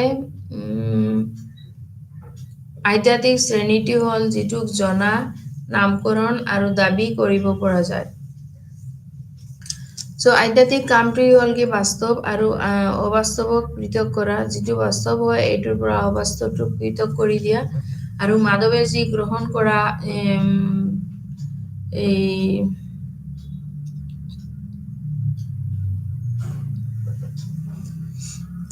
যি বস্তুবোৰ মাধৱে গ্ৰহণ কৰা বস্তুবোৰ জেনেৰেলি তেওঁৰ যিবোৰ ফলোৱাৰ্ছ আমি যিবিলাক সম্পৰ্ক সম্বন্ধে বা অভিজ্ঞতা সম্বন্ধে বৈধ জ্ঞান সম্বন্ধে যিসকলে মাধৱৰ পৰা জ্ঞান লাভ কৰিছিলে, এই সময় আৰু স্থানৰ যি বৈধ জ্ঞান, স্থান আৰু সময়ৰ সৈতে সম্পৰ্ক আৰু এতিয়ালৈকে এইটো যি ব্যৱহাৰিক জ্ঞান, এইবোৰৰ যি দক্ষতা আছে এইবোৰৰ লগতে তাৰ মাপকাঠিসমূহৰ প্ৰয়োগৰ ফলত যি বহুত্ববাদী বাস্তৱবাদী আখ্যাতবাদীৰ সৃষ্টি হয়। দ্বৈতৰ বাবে আধ্যাত্মিক সৃষ্টি হ'ল সৃষ্টিটো হ'ল জনা, যিটোক জনা, নামকৰণ আৰু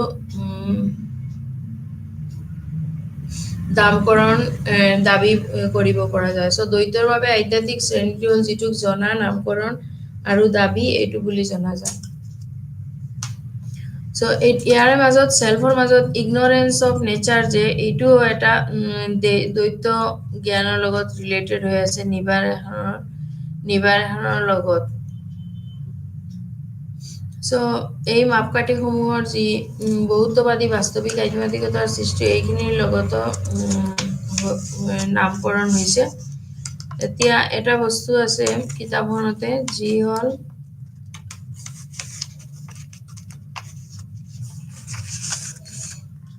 পাৰচেপশ্যন, ভাৰ্বেল টেষ্টিমনি, তাৰপিছত পদাৰ্থ, দ্ৰব্য, এই বস্তুবোৰ কি আছিলে? এই বস্তুবোৰৰ ওপৰত তেওঁ এক্সপেৰিমেণ্ট চলাব পাৰিছিলে, যেনেকা টেষ্টিমনি বুজি পোৱা। তাৰপিছত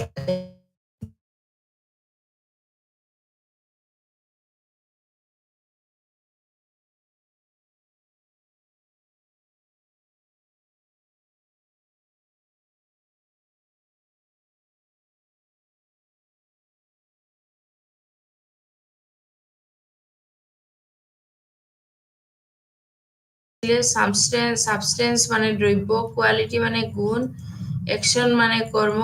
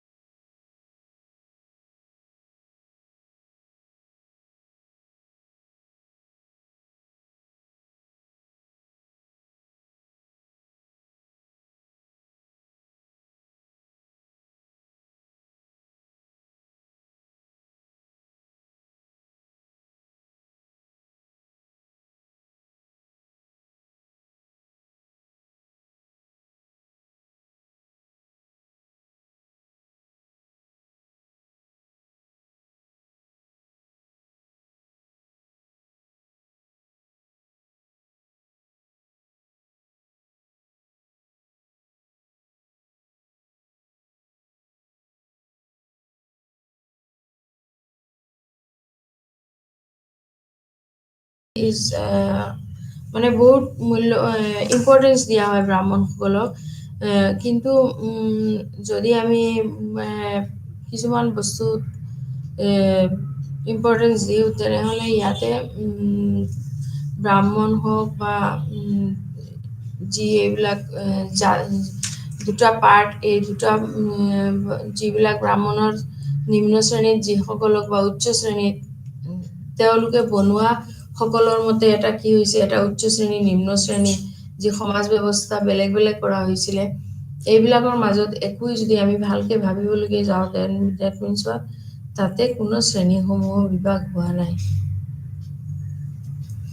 চ' ইয়াতে ব্ৰাহ্মণক ঈশ্বৰ ব্ৰাহ্মণক মেইনলি ঈশ্বৰ বুলি কোৱা হৈছিলে। ব্ৰাহ্মণক ঈশ্বৰ মানে তেওঁলোকে যদি ঈশ্বৰৰ কিবা কাম কৰিব লগা হয়, তেনেহ'লে মেইনলি ব্ৰাহ্মণকেই দিয়া হয়। আৰু তাৰপিছত ঈশ্বৰক কোৱা হয়, বিষ্ণু বুলিও কোৱা হয়, দেন নাৰায়ণ এটচেট্ৰা ইন দ্বৈত চিষ্টেমত তাক কি বুলি কোৱা হয়, দ্ৰাবিড় চিষ্টেমত, দ্বৈত চিষ্টেমত ব্ৰাহ্মণক ঈশ্বৰ, নাৰায়ণ, দেন দ্বৈত এইবোৰ কোৱা হৈছিলে। চ' যি নিজৰ তাৰ ক্ৰিয়েটৰৰ আৰু কণ্ট্ৰলৰ যি নট অনলি দিছ বাট অলছ' ব্ৰাহ্মণক কিছুমান বস্তুত তেওঁলোকে creator and controller of the universe বুলিও দিয়া হৈছিলে, আৰু তেওঁলোকক ৱৰ্শ্বিপ কৰাৰ পাৱাৰো দিয়া হৈছিলে। কিন্তু দ্বৈত যিবিলাক আছিলে তেওঁলোকে ডিনাইজ কৰিছিলে এই সকল বস্তুত তেওঁ মানা নাই চ' গোটেই বস্তুবোৰ কি আছিলে material cause of the world এইটো যিবিলাক মেটেৰিয়েল কজ ব্ৰাহ্মণৰ উপৰিও যিসকল বস্তু বাকী আছিলে এইবোৰ বস্তু তেওঁলোকে মেটেৰিয়েল কজ বুলি কৈ আছিলে and material cause is nothing but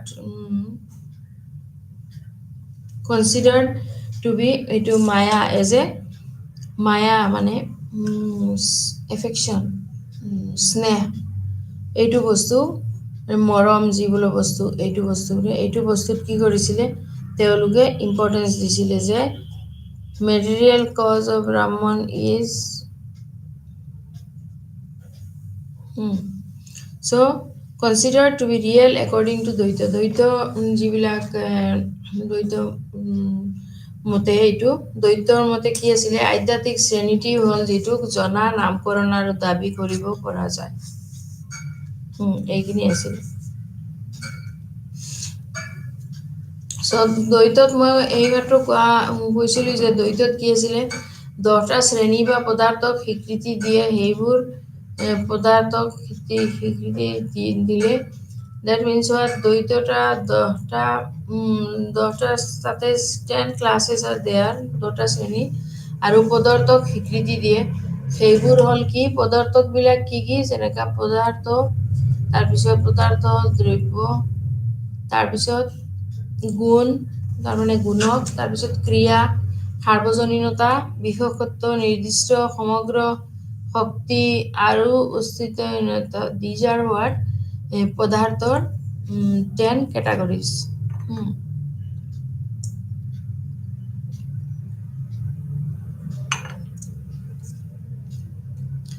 same দ্ৰব্যৰ দ্বৈতৰ মতে দ্ৰব্যটো এনেকা এটা ধনাত্মক শ্ৰেণী আৰু ই হৈছে কি স্বাধীন তলস্তৰ যাৰ ওপৰতে 8টা ধনাত্মক সত্তা নিৰ্ভৰশীল চ' ইয়াতো ব্ৰহ্ম একমাত্ৰ স্বতন্ত্ৰ বাস্তৱ আৰু বাকী সকলো বাস্তৱতা ব্ৰহ্মৰ ওপৰতে নিৰ্ভৰশীল চ' দ্ৰব্য অন্য শ্ৰেণীৰ তলৰ স্তৰ হোৱাটো শ্ৰেণীসমূহৰ সাৰমৰ্ম অন্তৰ্নিহিত আৰু গঠন কৰে এইটোতে চ' দ্ৰব্য হ'ল কি এটা ধনাত্মক শ্ৰেণী আৰু ই হৈছে স্বাধীন তলস্তৰ যাৰ ওপৰতে 8টা ধনাত্মক সত্তা নিৰ্ভৰশীল ইয়াতে সত্তা যিটো পৰতন্ত্ৰ তত্ত্ব এইটোৰ লগতে ৰিলেটেড তেওঁলোকে ব্ৰহ্মৰ ওপৰত নিৰ্ভৰশীল বুলি চ' এইটো দ্ৰব্যৰ মাজত আকৌ Lakshmi is the second order of substance লক্ষ্মীক কি বুলি কোৱা হয় ছেকেণ্ড অৰ্ডাৰ বুলি কোৱা হয় আৰু Lakshmi is the substance who is dependent on ব্ৰাহ্মণ বাট ইণ্ডিপেণ্ডেণ্ট অফ লক্ষ্মী কি হয় ছেইম ব্ৰাহ্মণৰ ওপৰতে ডিপেণ্ডেণ্ট বাট বাকী এজ এ ইণ্ডিপেণ্ডেণ্ট গোটেইখন ফুৰিব পাৰিব চেকআপ ফুৰি থাকিব পাৰিব চ' অন্য শ্ৰেণীৰ যি তলৰ স্তৰটো হয় শ্ৰেণীসমূহৰ সাৰমৰ্ম অন্তৰ্নিহিত আৰু গঠন কৰে চ' দ্বৈত ডিফাইন্স জীৱা তাৰপিছত জীৱ আছিলে জীৱাত আকৌ as the substance of which is endowed with the powers of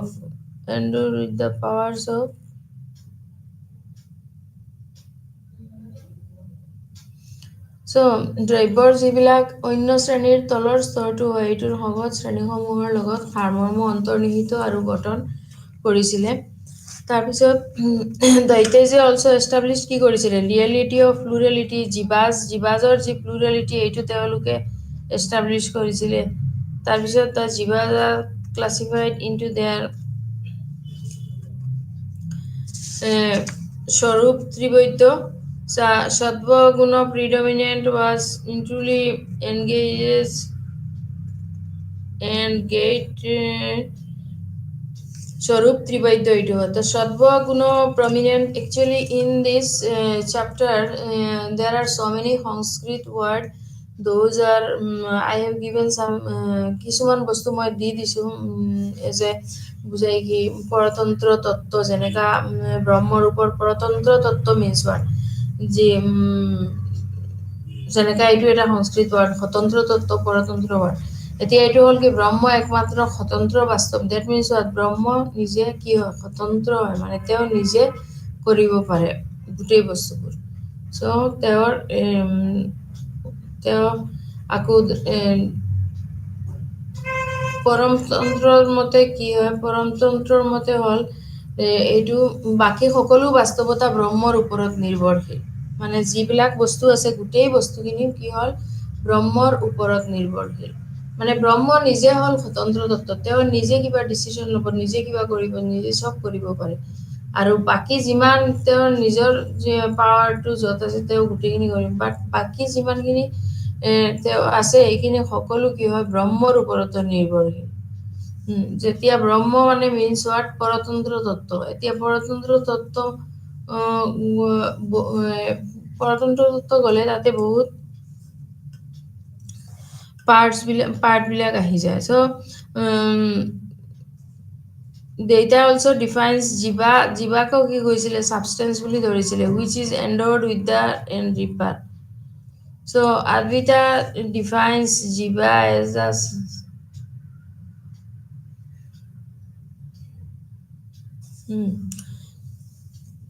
Daitis establishes the reality of plurality of jivas and their eternal nature. Daitise কি কৰে তেওঁলোকে যি eternal nature হেইটো তেওঁলোকে establish কৰে দৈতিছে চ' দ্ৰব্যৰ অন্য শ্ৰেণীৰ যি তলৰ স্তৰটো হয় এইখিনি তেওঁলোকে এষ্টাব্লিছ কৰে তাৰপিছতো পাৰ্টটো হ'ল jagat that means what world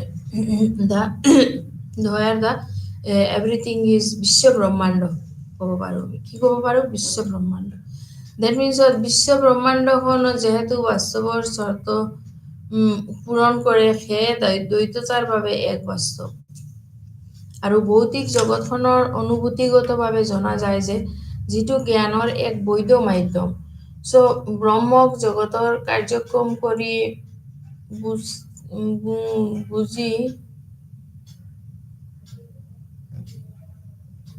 বুজিব লগা হয় এইটো বস্তুটো যে জগতখনৰ অনুভূতিগতভাৱে জনা যায় যে যিটো জ্ঞানৰ এক বৈধ মাধ্যম চ' ব্ৰহ্মক জগতৰ কাৰ্যক্ৰম কাৰণ বুলি গণ্য কৰা হয় আৰু প্ৰকৃতি বা মায়া হৈছে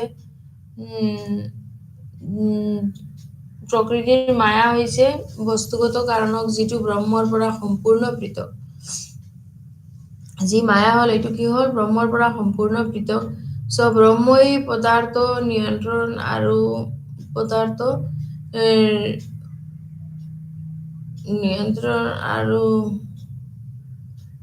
সেয়েহে ব্ৰহ্মক অতিক্ৰমণীয় বা অন্তৰ্নিহিত দুৱতা বুলি কোৱা হয় এইটো চ' এই বস্তুবোৰ যি কিছুমান বস্তু যেনেকা সংস্কৃত যিবোৰ ৱাৰ্ড বা মিনিংছ এইবোৰ বস্তু যদি বুজিবলৈ কষ্ট হয় সেইটো কাৰণে মই কিছুমান বস্তু ইংলিছত অলপ এটা দুটা কৈ দিওঁ চ' ডেট এইবিলাক বুজি নাপাবা একচুৱেলি ইংলিছ ব্ৰহ্মক যদি আমি ইয়াতে সংস্কৃতটো আমি ডাইৰেক্টলি অলপ বহলাই হিষ্ট্ৰীৰ নিচিনা ক'ব লাগিব যেতিয়া এতিয়া ব্ৰহ্ম বুলি ক'বলৈ গ'লে কি হয় বিষ্ণু ব্ৰহ্ম লক্ষ্মী গড এইখিনি বুলি গোটেই দেৱতাবোৰ কি হয় হিন্দু শাস্ত্ৰ মতে তেওঁলোকে কি হ'ল ইয়াতে চব গোটেইবোৰ হ'ল কি দ্বৈততাৰ বাবে এক বাস্তৱ চ' ভৌতিক জগতখন অনুভূতিৰ বাবে জনা যায় যে যিটো জ্ঞানৰ এক বৈধ মাধ্যম ব্ৰহ্মৰ জগতৰ কাৰ্যক্ৰম বাবে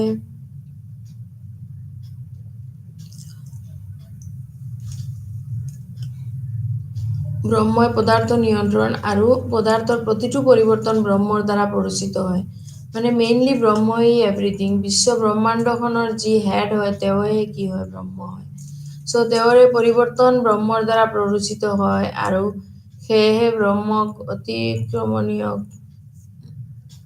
আৰু অন্তৰ্নিহিত দুয়োটা লেখাৰ পৰা কোৱা হয় চ' জগতৰ পিছত এতিয়া প্ৰকৃতি জগতৰ লগত কি ৰিলেটেড হৈ আছে প্ৰকৃতি এতিয়া প্ৰকৃতি ক'লে কিছুমানে বুজি নাপাব পাৰে বাট প্ৰকৃতি মিন্স হোৱাট নেচাৰ প্ৰকৃতি মিন্স হোৱাট নেচাৰ জগত means what world. Jagat means what? World. So এই জগতৰ মাজত কি কি আছে বস্তুবোৰ এইখিনি জাষ্ট ক'লো মই এই জগতৰ মাজত থকা বস্তুখিনি হ'ল কি কি এইমাত্ৰ অলপ কৈছিলোঁ যে তাতে মেইনলি যিবিলাক ভৌতিক এই অনুভূতিগতভাৱে যিসকলক জনা যায় যে নাই এই জগতত বহুত বস্তুই হৈ আছে কিন্তু তাৰ মাজতো কি হৈ আছে বিশ্ব ব্ৰহ্মাণ্ডখনৰ এটা জগতৰ কাৰ্যক্ৰম হিচাপে কৰিব পাৰে যিকোনো এটা কাৰ্যক্ৰম হিচাপে ইয়া পৰিৱৰ্তিত কৰিব পাৰে সেয়েহে ব্ৰহ্মক অতি ক্ৰমণীয় আৰু অন্তৰ্নিহিত দুয়োটা বুলি কোৱা হয় তাৰপিছতো হ'ল মুক্তি এতিয়া কিছুমান বস্তু মুক্তি মিন্স হোৱাট লিবাৰেশ্যন আমি মুক্তি মোক্ষ পঢ়িছিলোঁ ন মোক্ষ মিন্স হোৱাট মুক্তি লাভ কৰা So, moksha means what? মুক্তি লাভ কৰা That means what? দ্বৈতবাদৰ মতে কেৱল ঈশ্বৰ বা অপুক্ষ দৰ্শনৰ প্ৰত্যেক উপলব্ধি হৈছে বন্ধনৰ পৰা মুক্তিৰ ওচৰৰ কাৰণ মাধৱৰ মতে সৰ্বোচ্চ প্ৰাপ্তিৰ ক্ষেত্ৰত ঐশ্বৰিক কৃপাৰে এক গুৰুত্বপূৰ্ণ ভূমিকা পালন কৰে বাস্তৱবাদী হিচাপে মাধৱৰ মতে নাৰায়ণৰ বাসস্থানত ব্যক্তিগত জীৱৰ যি অস্তিত্বৰ বাবে একমত হ'ব লাগে কাৰণ ব্যক্তিত্ব হেৰাই গ'লে মুক্তিৰ অৱস্থা উপভোগ কৰিবলৈ কোনো নাথাকে দ্বৈত বিদ্যালয়ৰ বাবে মুক্তি হৈছে পৃথকতা আৰু ইয়াৰ স্বাধীনতাৰ ভুৱা ভাৱ আঁতৰাই পেলোৱা হয় মুক্ত আত্মাই ঈশ্বৰৰ চকুৰে সকলো দেখে That means দ্বৈতবাদৰ মতে কেৱল ঈশ্বৰ আৰু অপুক্ষ দৰ্শনৰ প্ৰত্যক্ষ উপলব্ধি হৈছে বন্ধনৰ পৰা যি মুক্তিৰ ওচৰৰ কাৰণ মাধৱৰ মতে সৰ্বোচ্চ যি বাস্তৱবাদী প্ৰাপ্তিৰ ক্ষেত্ৰত ঐশ্বৰিক কৃপাৰে এক গুৰুত্বপূৰ্ণ ভূমিকা পালন কৰে আৰু বাস্তৱবাদী হিচাপে মাধৱৰ মতে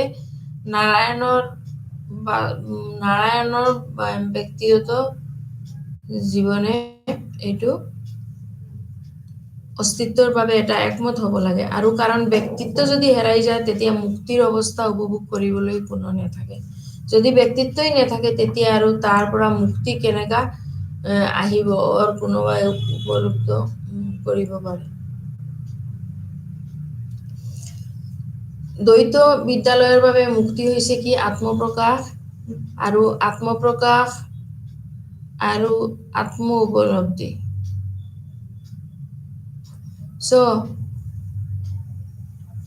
বাস্তৱনায়ত পৃথিৱীৰ বহুত বিলুপ্ত নহয় বৰঞ্চ পৃথকতা আৰু ইয়াৰ স্বাধীনতাৰ ভুৱা ভাৱ আঁতৰাই পেলোৱা হয় মুক্ত আত্মাই ঈশ্বৰৰ চকুৰে এইটো সকলো দেখে যিটো মুক্তি হ'ব আত্মা এইটো ঈশ্বৰৰ চকুৰে গোটেইবোৰ দেখি থাকিব দ্বৈতবাদৰ মতে কেৱল এইটো এটা মুক্তিৰ যি লিবাৰেশ্যন আছিলে এইটো ডিৰেক্ট পাৰচেপশ্যন অফ গড তাৰপিছত অপ্ৰাক দৰ্শন এলোন বা এইবোৰ বস্তু কি হয়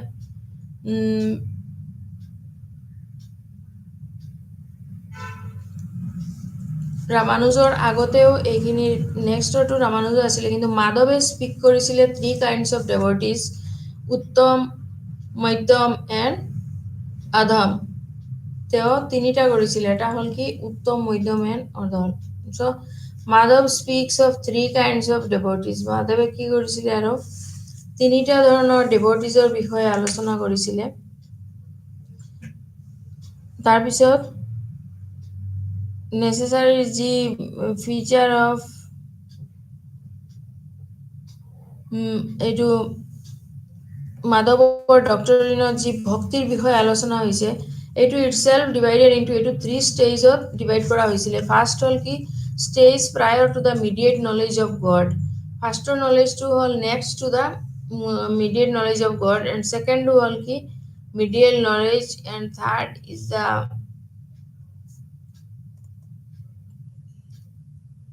থাৰ্ডটো হ'ল কি after direct realisation wear Grace of god is gained, য'ত ডাইৰেক্টলি গডটো গেইন হয়।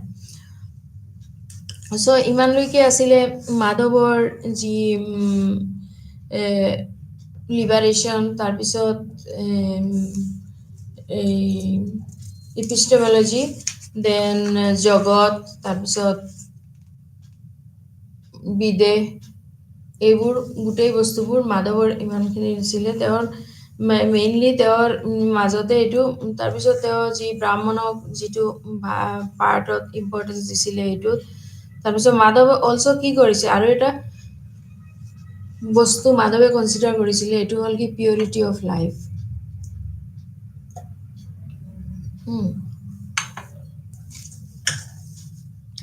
Madhav also' considers purity of life or আখৰা।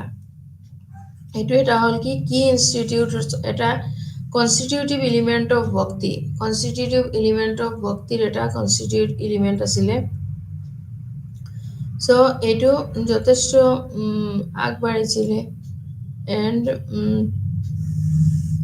মাধৱক কনচিডাৰো কৰা হৈছিলে যে ইণ্টেনচিটি আৰু কমিটমেণ্টৰ কাৰণে তেওঁ 3 kinds অফ ডিভটিজৰ 3টা কথা আলোচনা কৰিছিলে। এটা উত্তম হ'ব, এটা মধ্যম হ'ব, আৰু এটা অধম হ'ব।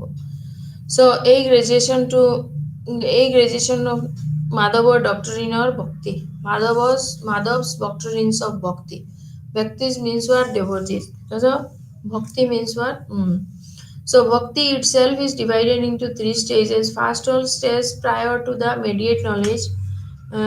I am just finally Madhav's view. I am talking in just explaining it in English. There the 3 stages of Madhav's bhakti.